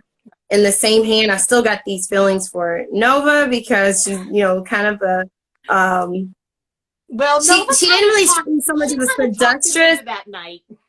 Yeah, she seemed kind of spoiled. That's really what Nova kind of struck me as. You know, she's a model, and she just gets what she wants. So I felt like with her, I want you. Nova. So I didn't really have an issue with how you develop Kat. I did enjoy the spiciness of them spending that day together, because you did get a chance to see them interact more. Right. So I like the flow of how you're going. I think for us as the writer, we're always going to kind of critique it harder. Like, I wanted to, you know, develop that out more. But for me as the reader and as the fan of your page, I enjoy where it was going, because I kind of, you know, it helped me to understand Logan's personality more. Yeah. Like if he would have been spending time with Kat at the same time as hanging out with Nova, I wouldn't be able to really see him as this good guy. Right. It would just seem like, oh, okay, you know, we need to keep an eye on you. You're probably going to meet someone else and do the same thing. Whereas that wasn't really the case. He was just really trying to get his bearings together. You know, I'm going to be a dad. Yeah. And I kind of got a feeling from him that he didn't really feel like maybe one time would make him a dad. But it's like, yeah, one time can make you a dad. So I think he was just trying to like deal with the reality of, I'm not going to be a bachelor anymore. You know, my life is changing. So it was interesting to see him mature as a character. Yes. Where now I believe him having this experience with Kat, he may be in a better mental state Yes. to even handle the responsibility. Yes. Yes. Definitely. So So yes, I have a plan. Do you ever get to where you feel like you have so many storylines, you're like, oh gosh, you know, I better get on a post for that. I better get on another post for that one. Sometimes I catch myself going, because now I was working on the coffee shop and I was having a lot of fun because the creativity part was coming in, building things, new things, and then the salon. Now I kind of have to step back and like do a little. Well, I already have one ready to go for Nova's, a Nova. And we'll see what people think. Sometimes people guess where I'm going with the story by one post. They're so good. Well, I'm interested in seeing what's going to happen with Nova, and just how everything goes with that. I was going to say too, the reason why I didn't have her die is because I love that doll. And it's hard. It is. I'm going to tell you, as a writer, it is so hard to actually kill off a character. Right, because I have a book that I've been, because I'm an indie author, so I have a book that I've been writing on prior to meeting my husband, maybe almost a year or two before we met, and we've been together for 13 and a half years. I have not finished this book only because the little boy in it, like, it only makes sense that he would actually be killed off in the book. And this is before I had kids and I couldn't do it. Now having kids, it's like really, really hard where I'm like, I mean, but it only makes sense. It almost makes the book kind of cheesy and irrelevant if I don't have that happen. right. But it's hard to do it. And it's even, hard when writing your storyline for your Barbies. It's like, I know. I'm like, I can't kill her off. I love her. And I want to keep her in my stories. So, she's such a unique doll because of her hair and her facial features that I'm like, it's not like she can just pop up again. So yeah. So I mean, you would almost have to do. I don't know if you ever watched Guiding Light with Reba, because Reba, they would like kill her off the show and then bring her back like months later. Like it would be like a car accident, and it's like, oh no, and they would have like a funeral, and Josh would end up, getting with someone else that was her husband. And here she comes like years later. She was living on an island, and now he's got to, deal with having his new wife, and Reba's back in the picture. And it happened multiple times where they would just like take her off the show and bring her back. Now, I don't know what was personally going on, or if it was just a character that they were like, we can't really have our soap opera without her. They just kept bringing her back. So sometimes that does happen. That's where you just like take one out and then you're like, okay, we're going to have her come back some way. That's true. But I'm like, I don't know if I would be able to figure that out. I've already made twins. What do I have? Now I have one set of twins, I guess. One set. One set. But it's like, I already, because I like a doll so much, I'm like, I can't all be twins, but I know. But since I claimed Ethan, which is technically my husband's alter ego, we call it. Okay. Names have been changed, and I always say names have been changed to protect the innocent. And of course, I'm already married, but I couldn't I didn't want to start my story where I wanted this whole like cute little love affair thing going on. And that was, and I'll tell you really quick what happened with Jake was that I found it a little harder to photograph him because he didn't have real hair. He wasn't rooted. And I found it was a little bit more difficult to make like, I don't know, to just make my photos come alive like I wanted them to. Like, she couldn't really run her hand through his hair. So, and then I got the VMR doll, and I was like, I'm not a guy with a bun's not really my type of guy. Not that, I guess I just have never dated anybody with a bun before. Not that buns are bad. But so I experimented with cutting his hair, and he was already, you know, he's like special ops. So he has a very, very hush hush secret job with the government. Okay. That's where he is right now. So he can't even contact Julie. Like it's that hush hush of a. Okay. So, and so anyway, that's where he was for years. And then when he came back, I had to write this all in. And how was I going to, originally I was like, how am I going to change the story?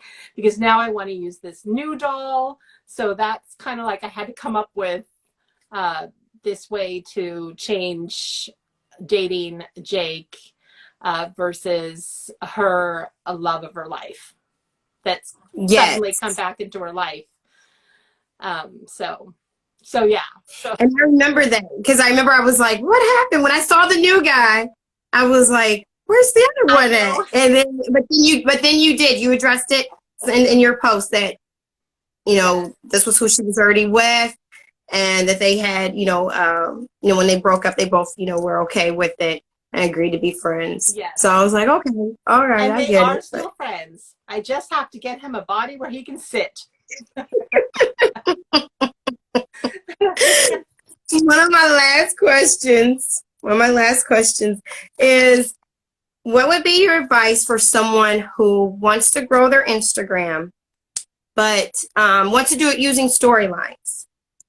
Because one of the things that has been seen is just like, usually if you have more of maybe like random, and this isn't always the case, but you may have like more of a random picture, or if you're not doing storylines or you do fashion, you may be able to kind of, grow your Instagram faster. If you're doing storylines, it may not always be the case because now people have to relate to what you're writing. So what would be your advice to someone? Oh boy. Just getting started with wanting to write stories? Is that? Yes. Or they may already be one story. Oh gosh, that's hard. I guess just maybe go with life experience. Like have a mini doll, and you don't have to call it your mini, but maybe it's the doll that most represents you, and maybe just going through life and different stages of life and different things. Because new things happen to us every day, Yes, it does. So things that we're thinking about, things we're thinking about for the future. I don't know. I don't know. I guess just maybe use you if you're having a hard time like getting started, and then it will kind of just blossom from there. Of course, these days it's hard to meet any new people because we aren't meeting people. But our dolls can still go to restaurants even though we can't. It's true. I know. So I guess maybe I think if you're trying to get started and you're not sure where to begin with you. Yes, I like that. That's kind of what I did. I feel like I kind of began there, and then I'm like, well, I need a man and I need some friends, and then you just, I don't know, you just kind of develop from there. I like that. I like that a lot. See, Gigi says her stories are born out of her life experiences too. So I think, and there are some plenty of like life experiences like that. I think I posted where I was up all night with my dog sick at the vet, and that was a whole experience in itself. And I was exhausted. He was exhausted for 2 days, and the whole frustrating actually process of taking your little baby to the vet in this pandemic is awful. Sitting in a parking lot. I mean, I was sitting in a parking lot at 2 a.m. all by myself while my dog is in there. I know, scared, because not only is he sick, he's with a bunch of strangers. I'm not even in there. And literally the street, like 4 parking spots down, there's a foot pursuit. And it's 2 a.m. Oh my God. So it's like, I didn't write that into my stories, but I'm thinking there's stuff that happens that's unique, and you could totally write that into a story, but I was like, not going to go there. But anyway, I mean, sitting in your car and leaving, I had to leave it running. It was like freezing cold, and I'm just like, so it was just like a frustration. So I think I vented a little bit that I'm completely frustrated with the process that we can't all wear a mask, the doctor and me just go in with my pet to explain face to face what's going on. I'll stand in the hallway while you stand in the room, but at least, I don't know, because my dogs are now like, they did not have a good experience with a vet another time. She was very short with me, so I can only imagine she was short with my dogs. And then they were afraid to go to the vet. So, so I don't know. Anyway, that's a whole nother story. But anyway, just right here. No, I fully understand. I fully understand. Because we had to take our dog in. She's kind of like my mom's dog, my dog. She started off as my dog. I found her and brought her into the house. And then when I got married, and then we ended up, being pregnant. It was just so much at one time. I was actually going to give her away. My mom was like, no, I'll take her. So we're all in the same house. So we all still take care of her. And she's really up in age. She's about 15. But last year she had something happened to her hip. And we didn't know what happened. And she was limping. And so we took her to the vet, and it was very similar. I had helped to, and she's a medium-sized dog, so I had to help bring her into the actual vet, but then we had to stay out in the car.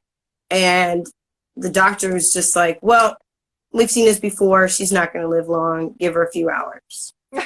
And yes.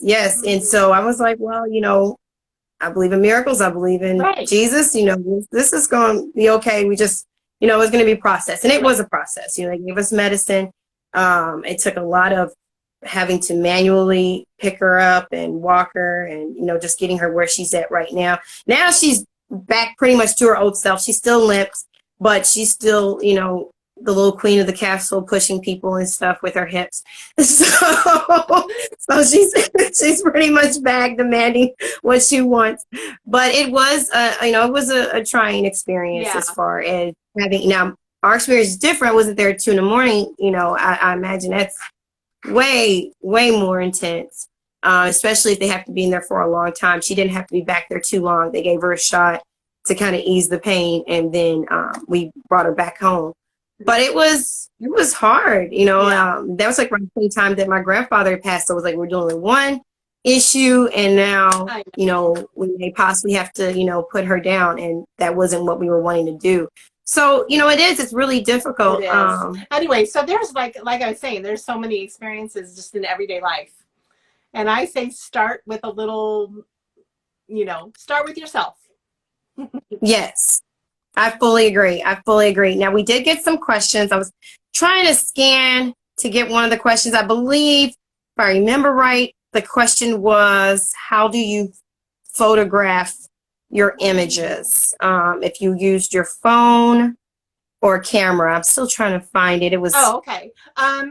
What do you use to take your pictures? I use and what do you use to edit them before posting? Okay.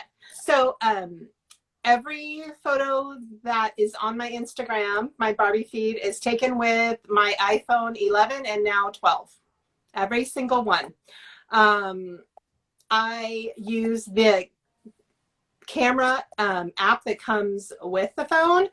I have other apps, but I just prefer, I love to take the photos, but I don't want to spend a whole lot of time editing them, because I don't find that the editing part is the fun part.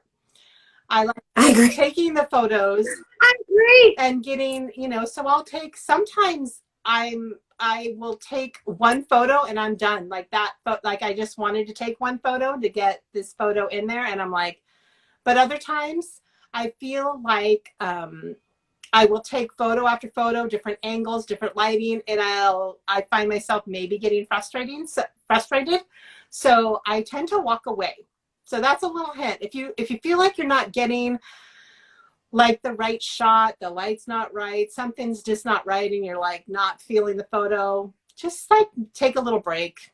But otherwise, I use my Usually the only things I edit are, or the only parts I edit are like, I may bump up the exposure a little bit, and I use the iPhone's editing software. They really come a long way with the iPhone, not only the camera in the latest phone, but also like the editing. So I usually bump up a little light exposure. If I feel like the shadows are a little bit too dark, and probably people notice from my photos, I like to play around with light. So I will use Yes. sunlight from the window, and I have a very small window in the morning and a small window in a window of time in the afternoon where the light comes through the dollhouse. So even though I Okay. can move this dollhouse, it's so big you can only move it so far. Okay. So in the morning, I sometimes that's how I get those nice like morning with the lots of light in the back on the back Yes. wall. It's because the morning light comes through around between 10 and 11, although now it's probably changed to 11 and 12 because of daylight savings. I know, right? The daylight Now savings time. I have to remember that. But if I can't, I have a ring light that I'll play around with a little bit. But I like if I can get like shadows, because I feel like shadows, you just play around. Sometimes you just need to like turn your doll's head a little bit to get like a little shadow or a little light, but not too much light to where their face looks flat. Or their eyes will glare. And a lot of times, like Yes. I'll take photos and like the light is just not hitting their eyes right, and their eyes look shiny. Like I don't know, it looks all wrong for me because I'm like a Yes. perfectionist. Um, Yes. but you can sometimes just like tip their head a little bit or turn it a little bit, and it won't catch the light, and you won't get the weird looking shiny eye syndrome. I do spray a lot of my dolls. I don't know if you saw me do that in a post with that. I don't have it up here. It's down in the garage, but that Mr. Clear. Are you familiar with that Mr. Clear Okay. spray? I have heard of Mr. Clear. Like whenever you're doing the repaints, Yes. they usually use Okay, Mr. but that Clear. is also good for taking the shine. You know how their arms and stuff are shiny? And when you take, Yeah. and then, so their face is matte looking, and then you've got like a shiny neck. I probably have, like, I haven't done all my dolls. The guys are really bad. Okay. Let me look. I don't think I've painted him, if I can explain. So, see how his face is matte and his neck, Yes. look at his arms. And The so, shiny. yeah. And so he looks, I need to paint him now that I've taken him off of there. I'm like, that's bothering me. So you take the spray and this spray, do it outside because it is a chemical spray, but it is made, Okay. it's safe for your doll. It's not going to ruin your doll. You can spray, you just don't want to spray their hair. So if you have a doll with hair, you're going to need to cover their head and their hair. I mean, it won't ruin their makeup, but it will Okay. take. Let me see who I sprayed. Who did I spray? And you will see the difference. Who did I? I'm trying to think who So I. you just spraying the arms? You're spraying like the whole I body? spray the whole body. So take off all their clothes. I Okay. have a post that is a naked guy and he's covering his parts. Okay. I show the can and I get it on Amazon, and you'll see like the difference. So I have a post. I can't think of who I'm looking and I don't see who, because he's shiny. Who did I guess I haven't sprayed all my guys. He needs to be sprayed. He needs to be sprayed. Maybe I need to like do that today since it's sunny outside. I don't know. Wait, maybe I have sprayed him. Okay, I think I sprayed him. Okay. I think. Okay, see the difference? Yeah, I do.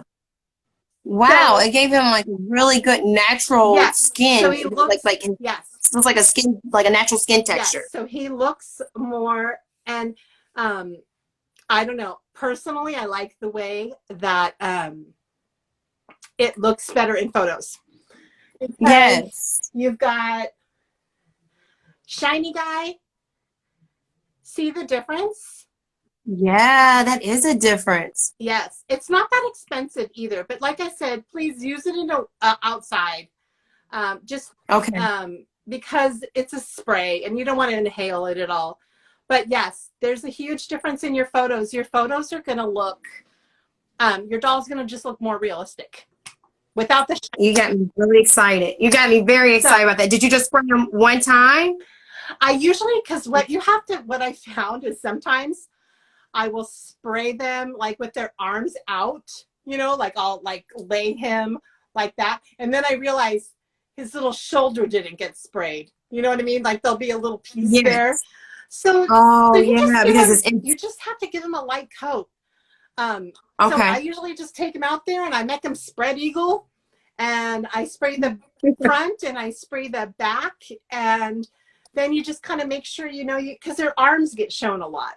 So, and their little hands. So just make sure that you're getting all their parts, and you don't have to do a bunch of coats. You just kind of just want to do like one coat, but that helps a lot with your photography. So I see that. anyway, there's a little tip for you guys. I thank you. I thank you. I thank I you. might So send yes, you Mr. Clean. I thought Mr. Clean was just for repaint. So I'm glad to know that that can no, help take the shine. I mean, I've only done lips, and then I've added little like, you know, moles or beauty marks or whatever, because you know mine has like mine. But I like gave him one, and so you kind of spray. You can spray their face, just not their hair. And Okay. it doesn't discolor the doll, and it doesn't. I mean, obviously, because people use them for repaints. So Yes. definitely Amazon's going to sell out of this spray. But I think it's like $7.99 for a can. Well, that's not bad. No, it's not bad, and it lasts a little while.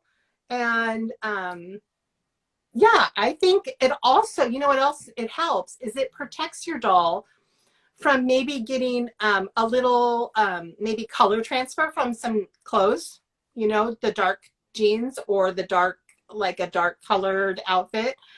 I think it helps a little with that, because it's really hard to get any kind of dye transfer off your doll.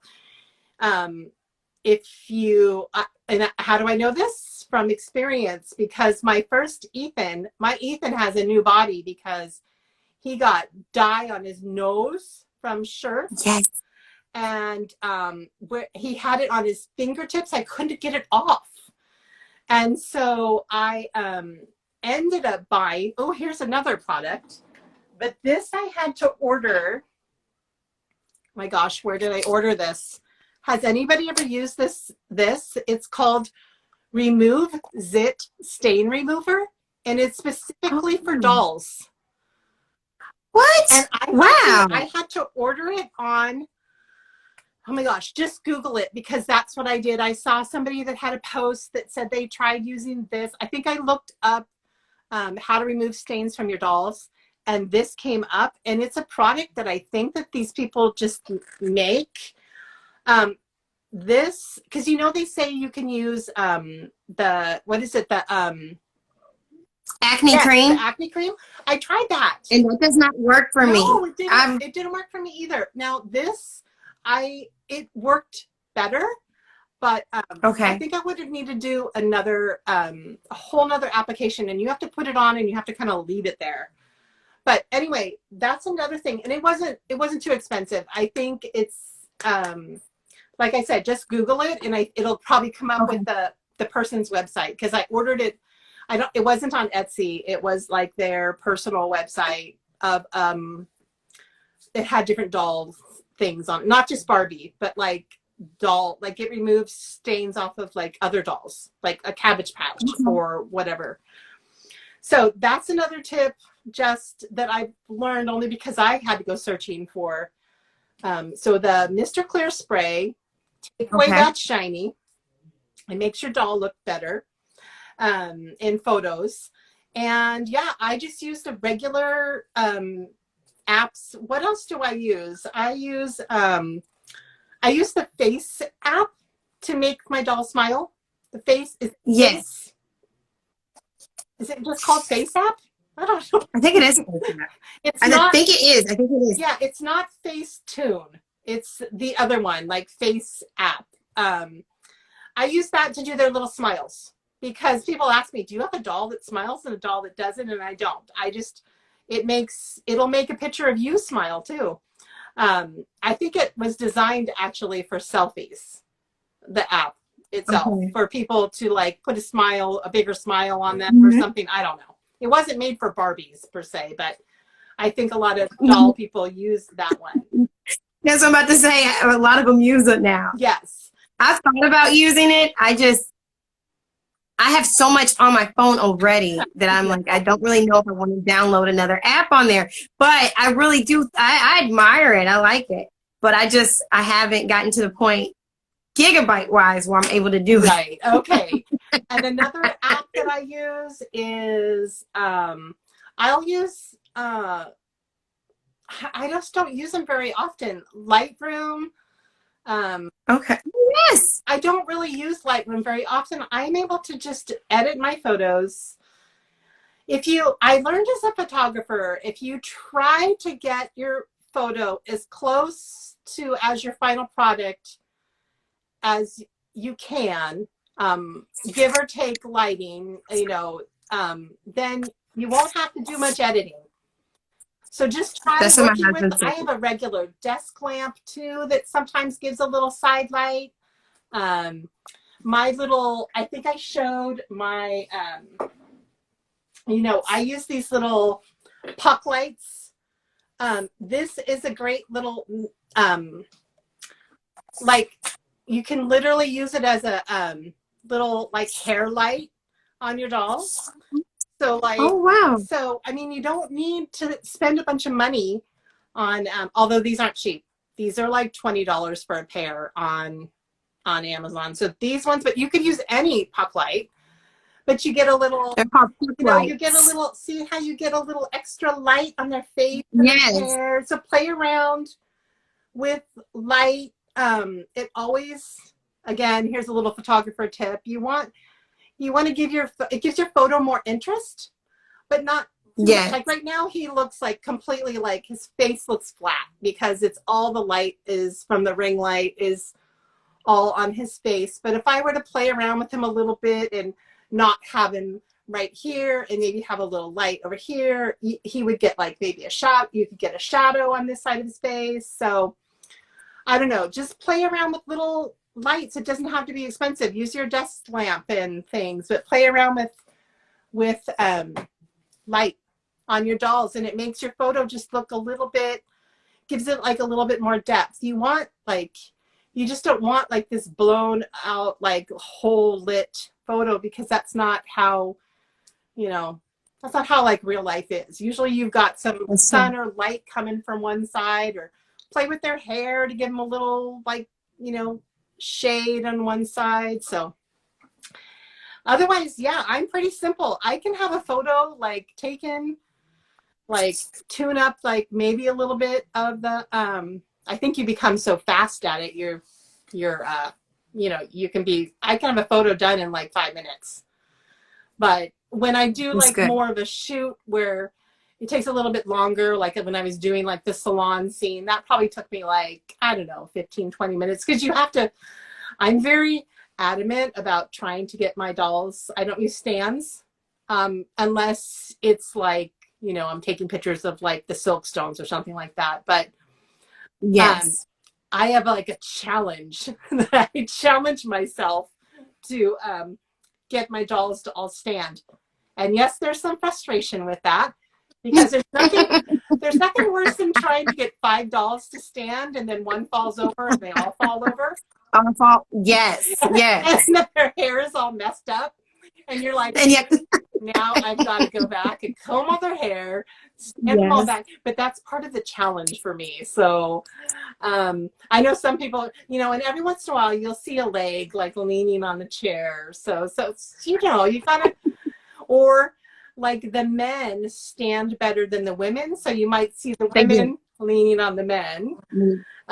So That is so very true. Yes. That is so very true. They do. They're heavier. Yes. And then their balance on their foot, on their feet are big. So yes. So if you can, even if it's just like the edge of her body, like of her arm lean against him, it does help her stand up a lot more. And then depending on if you have like a pointy toe Barbie, that can make a difference too. But bend those legs, because I noticed that like sometimes people will just like, their boys will just be like standing straight. But sometimes if you add just like a little like bend, I don't know, it gives them like a little movement.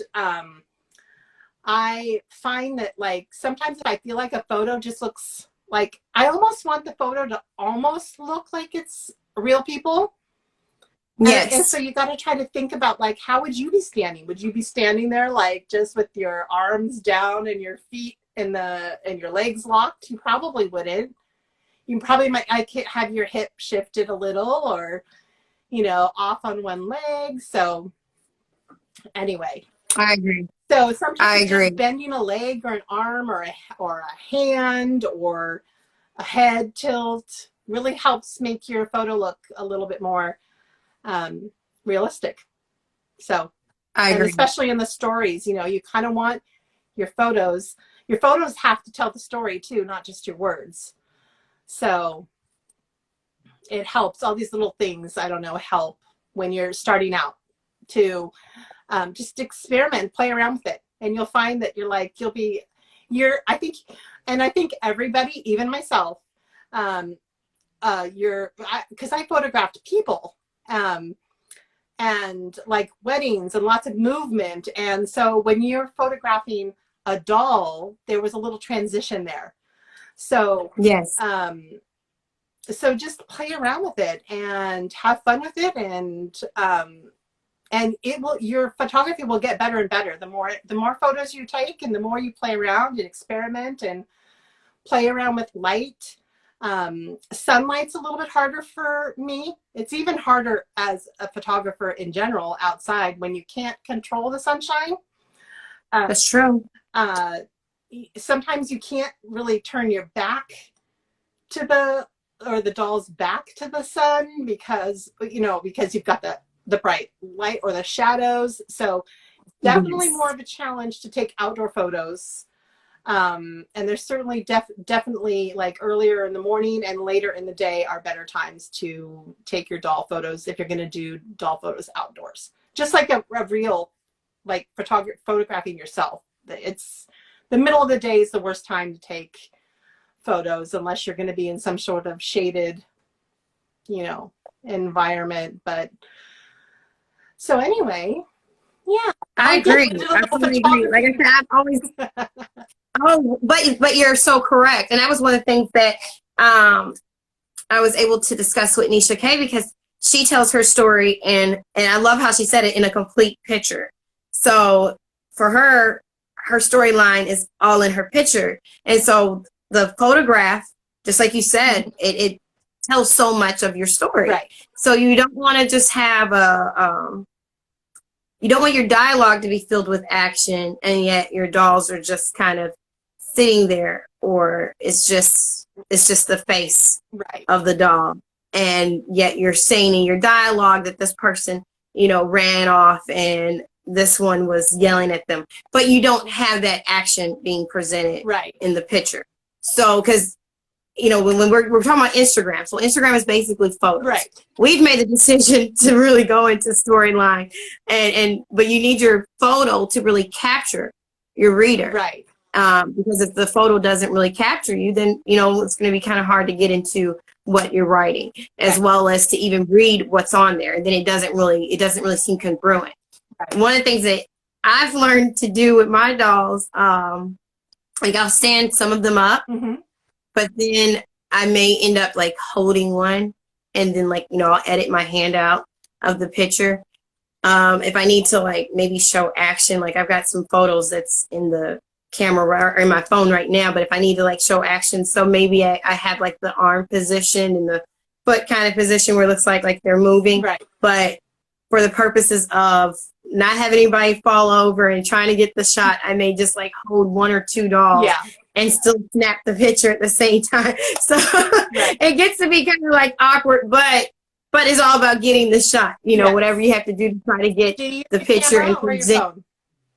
I use my phone. Do you? Yeah. I want to get to the point of using a camera, but just looking at it logistically with my time, it's like I would have to use the camera, download it into my computer, then edit it there, and then then download it into my phone. And I'm like, I just really honestly don't have the time. So much. I have all the equipment. I have all the expensive lenses and cameras and tripods here and all this stuff that's behind the dollhouse, all packed in their cases. But that's all work, a lot of work. I just don't, that would take a lot of the fun out of it for me, because there's a lot of logistics when you start. And I actually have taken some photos with my camera and lenses and compared with my iPhone 12, and it's the Pro Max, but I mean, whatever. A lot of my photos are taken with the 11 Pro Max. And I don't see like this big difference for what I'm doing for the photos that I'm taking and the shots that I want to get and the message that I want to convey with the dolls. So I don't see a big difference. I could definitely, if I was taking outdoor photos more, that is where the iPhone starts to lack for me, only because there is a lot more. I mean, there's adjustments you can do with different apps in the phone, but I don't know. I just want to take the photo, have it in my phone, edit it in 5 minutes, and then get my story written with it. And I don't want to spend a lot of time loading my, I just don't. Yeah, that's the same thing with me. Yeah. You still have a life outside of it that, Yes. that you still have to do. And just like you said, you want to keep it fun. Yeah. When it gets to the point when it's not fun, it's just, it's really, I'm not going to say it's pointless, but it becomes more stressful. And what's the saying? You don't want it to be stressful. They say the best camera there is the one you have with you, and who doesn't have their phone with them? That's true. So that is. So I just always have the phone. The phone's always on the ready. I don't have to set up any tripods and bring out my lenses and all of that and have to worry about any of that. So for now, I agree. I'm not saying that I wouldn't in the future maybe use my other cameras or my other lenses to take some maybe outdoor photos to get different looks. But for now, I played around with it and I'm like, I don't see a big difference. So I don't see the point of having, for me personally, I could probably get some better background blur sometimes. Yeah. But the iPhone 12 is actually come a long ways, and it takes all my photos, and I feel like and that's all usually from the camera, not an app. I'm not adding background blur normally. Sometimes I do. If I've had to take a close-up shot of maybe a detail image, like of the little tiny spoons or something, I won't be able to use the portrait mode, in it with the background blur. I'll have to use just the regular photo, but like zoom in. Then I might use Snapseed, is an app I had long before doll photos that that can add a nice little background blur. So, after the fact. So I will use that if I have to take a detailed photo and I only really want it to focus on that detail. Then you can, Snapseed has, I think it's called Blur, one of the tools that it uses. That might be I use very, very few. I have several photography apps, but I only use a couple. So mainly I use the one that comes with the phone. I know, and people are like, really? And I'm like, yeah. Like I said, try to get Well, that I shot love the way you want it the first time, and then you won't have to do much to the photo. So just try to do it taking the photo. Try to get the best shot you can. Then you don't have to edit much. I agree. I agree. And I really do. I enjoy the quality of the pictures that you do have. Thank you. I really don't foresee any issues with it. Because, you know, like whenever you have the blur, the way that you're able to concentrate your photograph and the characters that you're actually concentrating on, Yeah. it you know, the message comes across. Yeah. For me. And that's all we're For trying me. to do anyway, is just have some fun, get our message, our story in there, and yeah. Yes. Now, did anyone ever tell you that the way that your taste is, it like reminds me a little bit of Magnolia Farms with Chip and Joanne? Yeah, I do like the farmhouse kind of. Yeah, I kind of do like that. My house is kind of like that. Except my office is not, which is strange. But I think I tried to take a small space, my office slash doll room. The dolls have taken over. It should just be called the doll room now. Um, but I did a more industrial theme because it was kind of based around my photography equipment, which is all like dark and black. So everything, all the shelves, I did like the industrial pipe shelving. I built it all. Like there's a whole Okay. bookshelf, floor to ceiling back there that's done with the piping, and I stained the wood really dark, which is totally not the rest of my house. The rest of my house is all, although my flooring is like a dark color, but like everything else on my furniture is like gray and white. Like everything, all my main furniture is like white. So countertops are white and things are white. But this I tried to do a little different, but now I'm thinking of changing it because I feel like it takes away from my dolls. I don't know. I'm feeling like I need to make this room brighter. I don't know. So we'll see. Oh my goodness. Well, we'll see. We'll see, because if you do make it brighter, I imagine that's just going to really enhance your lighting even more. Yes. You know, as far as it being able to be more reflexive. Yes. Yes. No, yes. the walls are light. It's just that the shelving, I feel like the shelving, I don't know.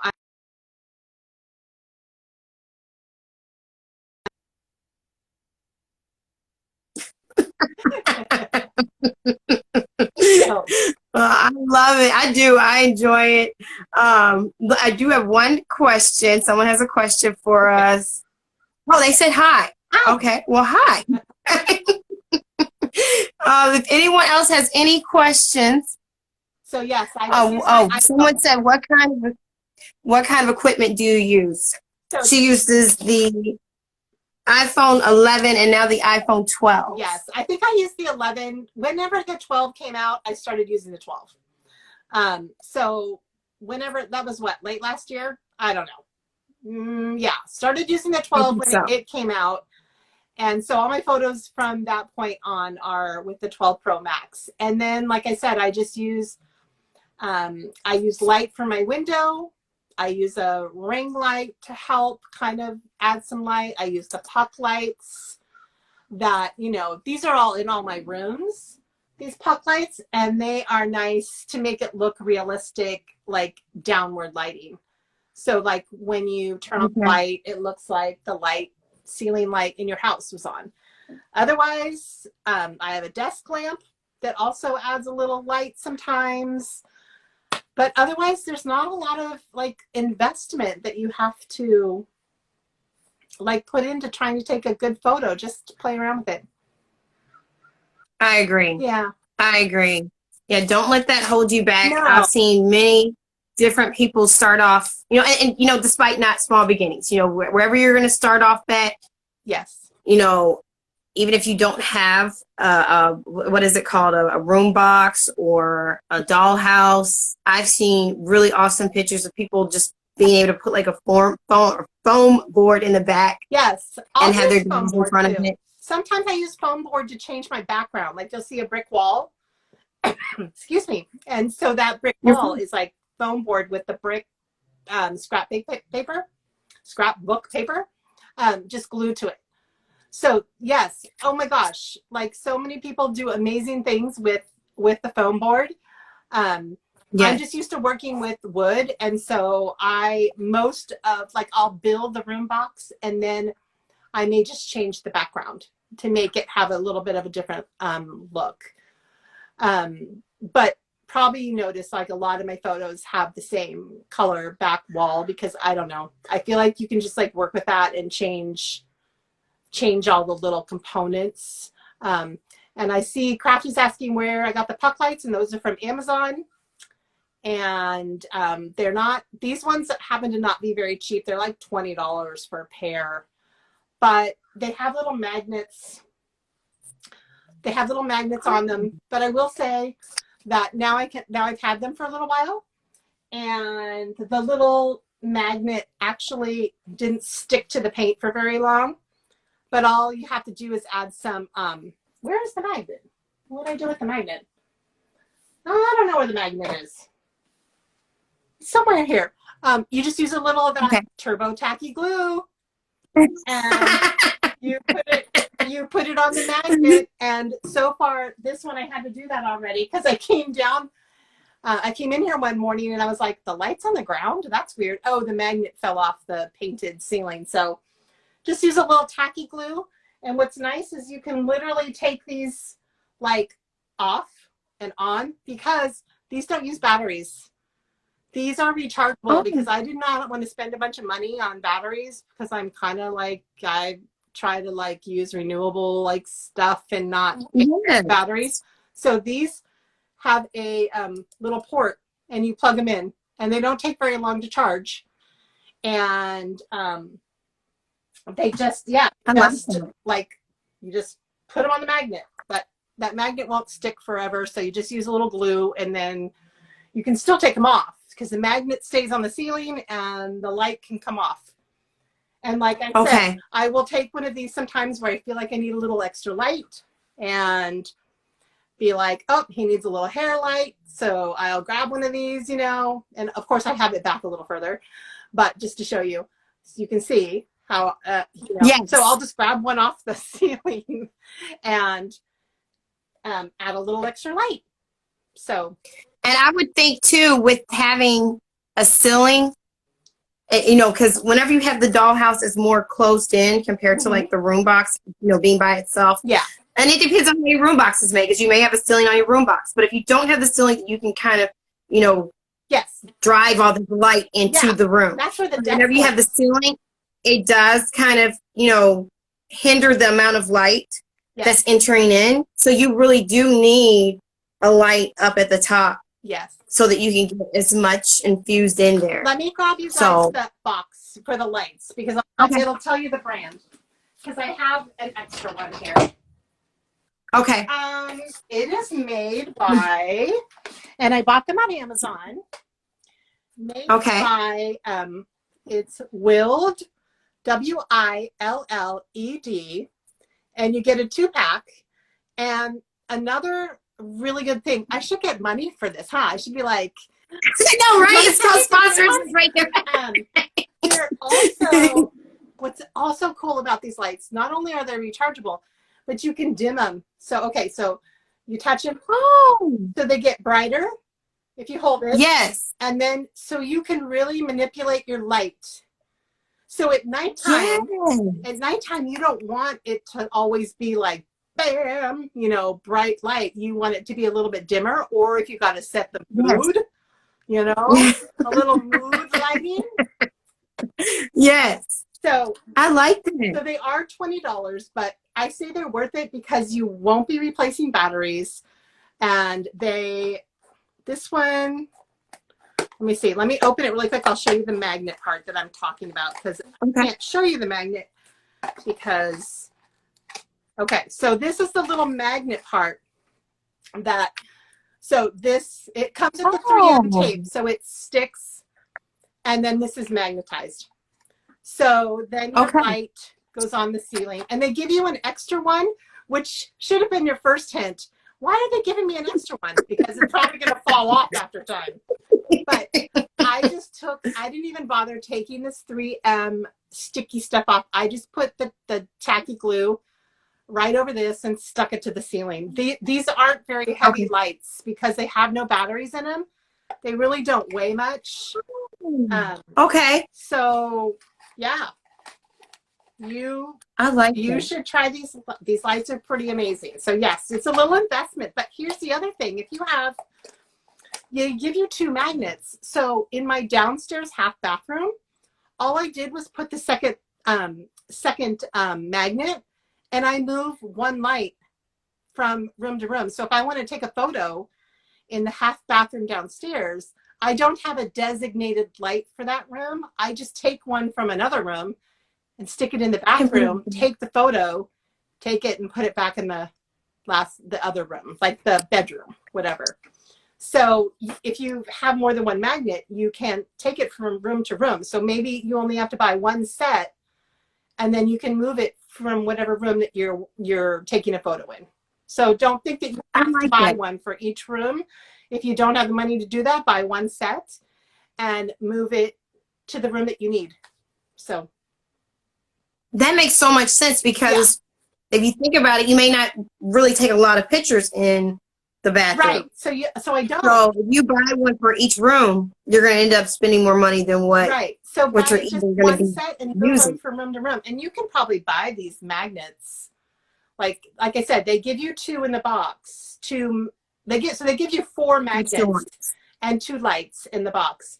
So you can have, 4 magnets, or all over in different rooms, and then just move the lights from room to room. So just buy 1 set. So I like that. And then, but like you said, and Crafty AKA 12 said rechargeable makes the price point worth it, and I fully agree. Yes, it does make it worth it, because it's nothing like having to buy it and then batteries, getting a good, like 2 weeks, 3 weeks out of the batteries, and then having to get new set. Right. I mean, that over time gets so expensive. So being able to recharge it, that right there, really does make the $20 worth it. Yes. And so it's just a little USB on one end and then the little connector on the other end. So yeah, easy. So, all right, you guys. All right. Well, I believe. Oh, yes. That and the turbo tacky glue. Turbo tacky. And this stuff, wherever this is sold. Somewhere on a and I need that so much. Yes, the remove zit stain remover. It's because my dolls, they're inside that case, and I've noticed, especially like with my fairer complexion dolls, because the lining in the case is black. And so, yes, and starting to, cause a little bit of a stain, like a couple of them that their nose got stained. And I've been trying to get it off. Oh, yeah. It hurts. When something happens to your dolls, it really does, and you work real hard trying to get it off. And that's why I knew about the acne cream and sitting them out in the sun. But that doesn't work for me. It hasn't really worked. No. It has not worked. It has not worked. I'm glad that someone else has said the same thing, because everybody's like, oh, you use this and it works. So I went and bought some. And I'm like, it's not working for me. It didn't work. It didn't work. In fact, I'm going to have to end up replacing 2 of them because of it. So I was like, I was talking to my mom about redoing the lining on the inside of the case. And then she was like, well, just go ahead and get a white sheet and put it in there. I was like, yeah, that makes a lot of sense. That makes a lot of sense. Just wrap them in the sheet. So that's what my next project is, in order to put that sheet in there and wrap them in there so they can be kind of cocooned in there. Because, it, just like with the clothes that can cause stains, if you put them inside of a dark case, I have now learned from experience, it will definitely bleed on them. And I'm thinking it's because like the heat may build up. Maybe. I don't know. Maybe that's it. Yeah. Well, I hope this stuff works for you. I mean, like I said, I only used it for the one doll and it definitely did lighten the color. And I probably, if I used it again, because it says if the first treatment, then you can go back and do the whole process again. And you have to put it on there, kind of slather it on and leave it. Okay. Like I think they say 24 to 48 hours. So, okay. And they say repeat the process, but I don't know. There were a lot of reviews that said like, that's the only thing that works for me. So. Yes, I'm definitely going to do it. Cause I'm not able to, like my one guy, he's a similar doll to what you have, the tape doll. Mm-hmm. So yours is Logan and mine, I think, is Joseph. I haven't even had a chance to really play with him that often because he ended up getting a stain on him, and I've been trying to work it off, with the zit remover. So, or, with the acne remover. So I'm definitely going to try the remove zit stain and see if that works. And then spray, because he's not in the storyline. So I'm like, waiting 24, 48 hours isn't as bad as I've already been waiting weeks. Right. Right. And definitely spray your guys with that Mr. Clear. You'll be so happy. It gives them like. How long do I leave it on them? Like once I spray it, how long do I let it dry? It dries pretty fast, but it says to let it dry. Okay. But you know what? I've literally picked them up like 5 minutes later and it's like dry, because you're not going to like douse them. Like you're just spraying to take the shine away. And now I'm like motivated. I need to spray these other guys because I'm like, why aren't these guys all sprayed? I think I'm going to take all I'll be in my backyard again with all my naked dolls and spraying them. And people are probably thinking, what is that lady doing back there? Yes, I'm definitely going to do that because there's nothing worse, especially when that shine gets in the eyes. Yeah. I think that's probably, and this helps that too. My biggest time of trying to like angle the head down, just trying to make sure that the light doesn't get into their eyes. Yeah. And it does spend, you can spend a long time with it. I mean, some people may not bother them, but I want to be able to see their eyes, as far as like their iris and everything. So I want to be able to see that without the glare. Yes. No, so. It won't take. Someone's asking, will it take the color off the doll? No. No, this, if anything, protects your doll. This actually puts like a protective layer. And this is what people that repaint all those beautiful faces, that completely take the faces off and redo them. This is the spray they use to, and if you've ever, I've only done lips, taken lip color off because it just is, some of the lip colors that Mattel chooses are like crazy. And I'm like, I need my doll to look a little more realistic. Yes. I will take their lip color off with the acetone, and then I use watercolor pencils to put the lip color back on. I don't use acrylics. I tried, and I can't get a smooth look with the acrylic for some reason, and that's probably just me, because some people do acrylic and it looks great. So I don't know. It's probably me. And then you use this spray anyway that's what all the repainters that do custom dolls use, this spray, because it gives a little bit of a texture, and so that it grabs the color. And sometimes when you're doing repaints, you have to do more than one spray. But what I learned from, and I can't remember if I saw somebody say, use this on their whole body if you don't want a shiny doll. And I was like, oh my gosh, I had this can of stuff and didn't even think to do that. And then once I did that, I was like, night and day. So I'm definitely going to use it. This didn't change this guy's skin tone at all. Like, if anything, he looks so much better. If you kind of just came in and you didn't know what I'm talking about, like, this is a shiny doll. Look at his neck and his head. Shiny, shiny. And this is one that I sprayed, like, night and day. It's a difference. It's a big difference. It's a huge difference. Like, because the shine, which is normal, just catches the light. But he doesn't even look normal because his neck is all shiny and then his face is all matte. Face is matte. Yeah. So here his body is all matte, and no, it doesn't change the color. It has no color, so it doesn't yellow the dolls. It doesn't ruin clothes, because me, I spent a lot of money on clothes on Etsy, so I would like not be happy. And if anything, it protects the doll from any kind of like dye transfer. I think I've been very careful about the dye transfer thing since I learned the hard way, just that it's hard to get off. So I'm very careful about my denim and stuff like that, don't leave them in the dark denim. Like, take your photo and then take them back out of the clothes. Don't leave them.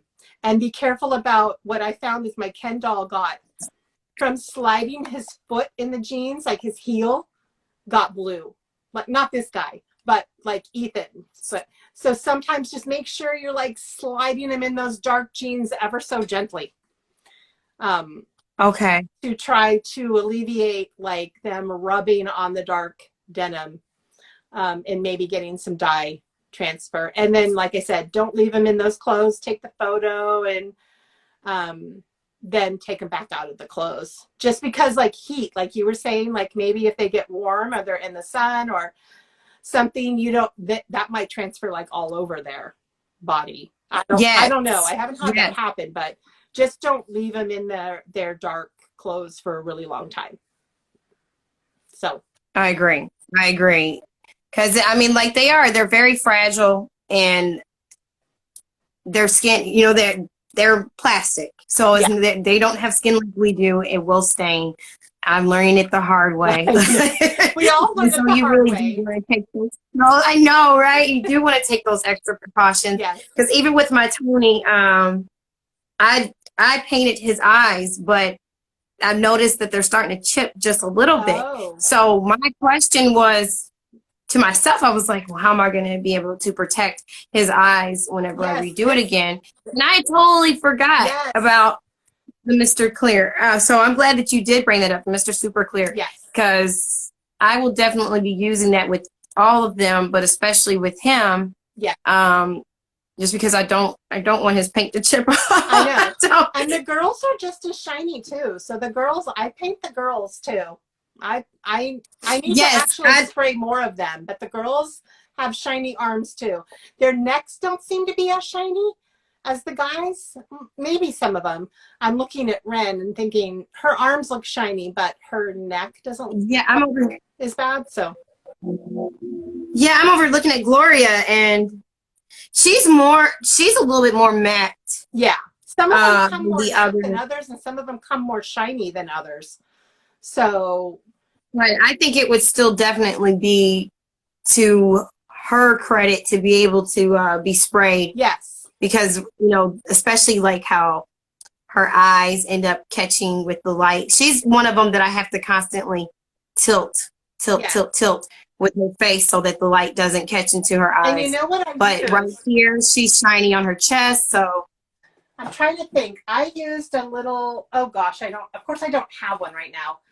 I can't show you an example. I use like a bigger Ziploc bag and kind of put it over there. I'm trying to look at a doll, like this won't even fit over his head. So it needs to be a bit, there was something in that. Oh, it's a little bit. I got to get that. And I put that, so imagine this is bigger. I put this over their head to protect their hair and kind of clip it back here. So like this is going to go over the head, and then a bigger bag, just a sandwich bag or whatever, a snack bag. That's what I was thinking. Because you don't really want to get it in their hair. It's not going to hurt their hair. It might make it sticky though. I don't know. I just heard you're not supposed to put it in their hair. So I haven't put it in their hair. So yeah, just use a Ziploc bag, kind of slide it over their head, use like a little clip back here so that you can get their back side too when you spray them. And because for those that maybe didn't hear, or saran wrap, but my saran wrap leaves a sticky residue. So that's why I stopped using it. And it's probably just my saran wrap, but I don't remember it. I think it's just Glad, the brand Glad, but it left like sticky on her face. And I was like, oh, and I felt like it was a little sticky in her hair.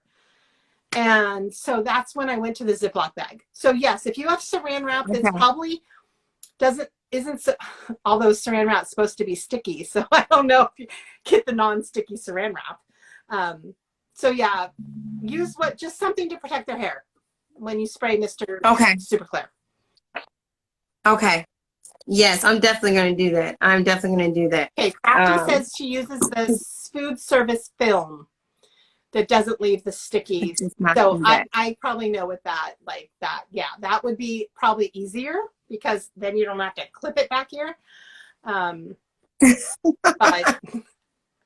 my saran wrap left a sticky mess. So Yes, yes, yes. Yeah, I'm actually in the midst of, I'm about to go through my bodies and see which ones I need to replace and so forth. Because when you said that, it came to me like my going back to my Tony, I had to, when I removed his hair, which, how did, real quick, how did you remove the hair off of your BMR, the green? Because when I used the acetone, it literally, I didn't know it was going to do that. It melted. And then it got on his shoulder. And so it left like a, Oh, it left just like a weird stain on his shoulder. And I was like, okay, maybe I may still use it as part of his storyline. I don't know. But I was like, I don't know if I just need to get a whole new body or what I'm going to do in the case with him. But I wasn't able to oh, really? get that hair off the. I used just the acetone on a Q-tip. And I was very careful, though, to leave it just like, and it took like several Q-tips, not just one Q-tip dip. Like you would, once that Q-tip got green, Okay. I would have to use a clean one. And I worked on it it didn't take very long though. But I will tell you, don't get acetone on, and I learned this the hard way, on their bodies. It like, Yes, and that's where it got. it starts to eat away the plastic, huh? Did it eat away like a little, did it make like Yeah. a little indentation? Yes. Yeah. Yes, and it's green too. So it looks. Oh. Honestly, it looks like a little bit of like a fungus. I was like, oh, what is? And there's Maybe the you green should give hair him and a then the tattoo. acetone. I don't know. Maybe he needs a tattoo there. Or I think I would, only because I would maybe try to gently, with a Q-tip, maybe with not very much acetone, try to get the green away and maybe even it up a little bit, then spray them with the Mr. Super Clear and see what you get from that. I don't know. Oh yes, Okay. that was the Okay. other Yeah. thing. Are you talking about to get rid of the green or the flocking itself? The whole thing, just like the flocking. Okay, yeah, because The hair, the green Snowball hair. the doll told me you boil it to get the flocking off, but I thought you meant to get just the green that's under the flocking. So you do a little boil wash, a little boiling water, and the flocking kind of comes off, and then you're left with a green head because you've got the flocking off now, right? So I did it in 2 steps, I guess. I think I might have a story under, I don't know, maybe I don't have it on there anymore, on how I did it. Actually, I think I might. I'll send it to you. I'll message it to you if I have it. But I took the flocking off first by, dipping them in some boiling. That got the flocking, because Crafty just reminded me that that's how I did it. And then the acetone to remove the green that's under the flocking. Okay. So maybe that's what happened. You were trying to do it all in one step? Yes. Yes, I did it all in one step. And so the green just started to melt. Yeah. I had no clue that it was going to happen like that. Right. I just really thought that, it would kind of do like whenever you're removing the paint. Yeah. But I didn't expect this, the flocking to actually melt. So it melted and then it got on the shoulder. Then I called myself going to try to use the acetone to just like remove the green off the shoulder, not knowing that the acetone will actually eat into the plastic of the body. Yes. I learned that because Ethan had a defect, but I thought it was an ink spot or something. And so I used a little acetone on a Q-tip to try to get it off. It's like right here. And I was like, oh my gosh, it just literally left a hole, and it didn't get rid of that mark because the mark went in the plastic deep, like it came flawed basically from Mattel. So I now had to get another body for him because, but I use that body in another doll, but Ethan will be like shown shirtless and stuff more often than the other doll will. So I had to give Ethan a yes. So yes, but I maybe would just try. I mean, what do you have to lose? I don't know. Maybe try to just gently, with a little bit of acetone, try to get it off and kind of maybe make it look a little even, and then spray him with the Mr. Super Clear or put a tattoo on him. I don't know. I was like, well, maybe I'll use it.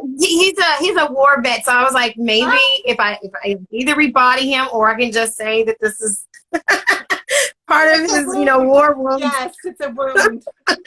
It's a Make it scar. work.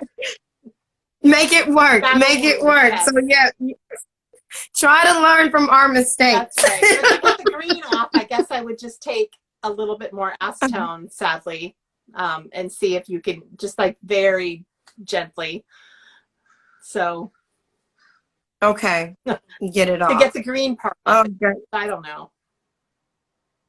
Yeah, it's on there. It's on there. I tried. That's actually part of the reason why he wears. I always try to keep him covered up as much as possible. Yeah. But I said until I figure out what I'm going to do, if I'm going to end up rebodying him, or like you said, try it again, see if I can get it removed, or if I'm going to do it with the storyline. I said let me just kind of keep him covered up so it doesn't. Yeah. Someone's not like, what is that? So I said, let me just, until I figure out what direction I'm going with it, let me just keep him kind of covered up. But it does happen because, and our characters, our dolls, they become important to us, and we try our best to take care of them. And so I thank you. I thank you for doing this show. I had so much fun. All the awesome tips. Me too. I learned so much. And that's really why we're doing this. So we can all learn from each other and be able to be encouraged to, keep going with our storylines. Whatever your personal storyline is, keep going with it. Yeah. And really make your photographs your signature. Just like I've said to other people when it comes, and I think I've even written you before because I went on someone's page and I was like, that's not your picture. And I'm not into making conflicts at all. So I was just like, and I wrote you and I said, I've seen your picture on whatever page it was, because your pictures become your signature. I know. So whatever you do with your pictures, allow it to be your voice, your personality that shows, the way that you do yours. I love them. They're beautiful. Like I said, I'm not going to be able to do it because it's what you do. So it allows us to be able to identify you and Julie B, and be able to know that this is yours. So I love how you do what you do. Thank you. And I would just say keep on doing it. Thank you. And thank you everybody for watching today. Yes. Yes. Yes. And if you have any questions about storyline development, you can definitely contact DM Julie B or myself, and whatever we know, we'll be able to give you that information. Definitely check out her storyline. Now you have 2 pages. You have your julieb.barbies page, and then I just recently learned from your minis interview that you had another page where you kind of go through with more like tutorial steps of how you actually made your miniature project. Yes, that one's more that's the 1/12 scale. So I try to keep them separate because I know not everybody is into both. So yes, julieb.minis is my 1/12 scale projects, and I'm not active over there right now because I'm crazy over here in the Barbie world, but I do have a project that I'm needing to start, a small project over there, and so I may bounce back and forth in between. So yeah. So if anyone's wanting to know how to create something, or even if it's on a 1/12, and you may be able to get a better idea of how to make it into 1/6, that you can check out her julieb.miniatures page. And then of course there's julieb.barbies page. And then you let us know when you get your Etsy store reopened, if that is the route that you're going to go, because I would love to be able to put that on here. But I've had a great time with you. I want to thank you and your family for letting me have you this whole time. But it's always a joy to be able to talk about storyline and being able to really just meet the face behind the creative works. So I thank you for allowing me to do that today. All right. Bye. All right. I'm going to talk to you. We'll be in touch. Yes. Bye, you guys. Bye. Thank you. Thank you. Bye. Thank you.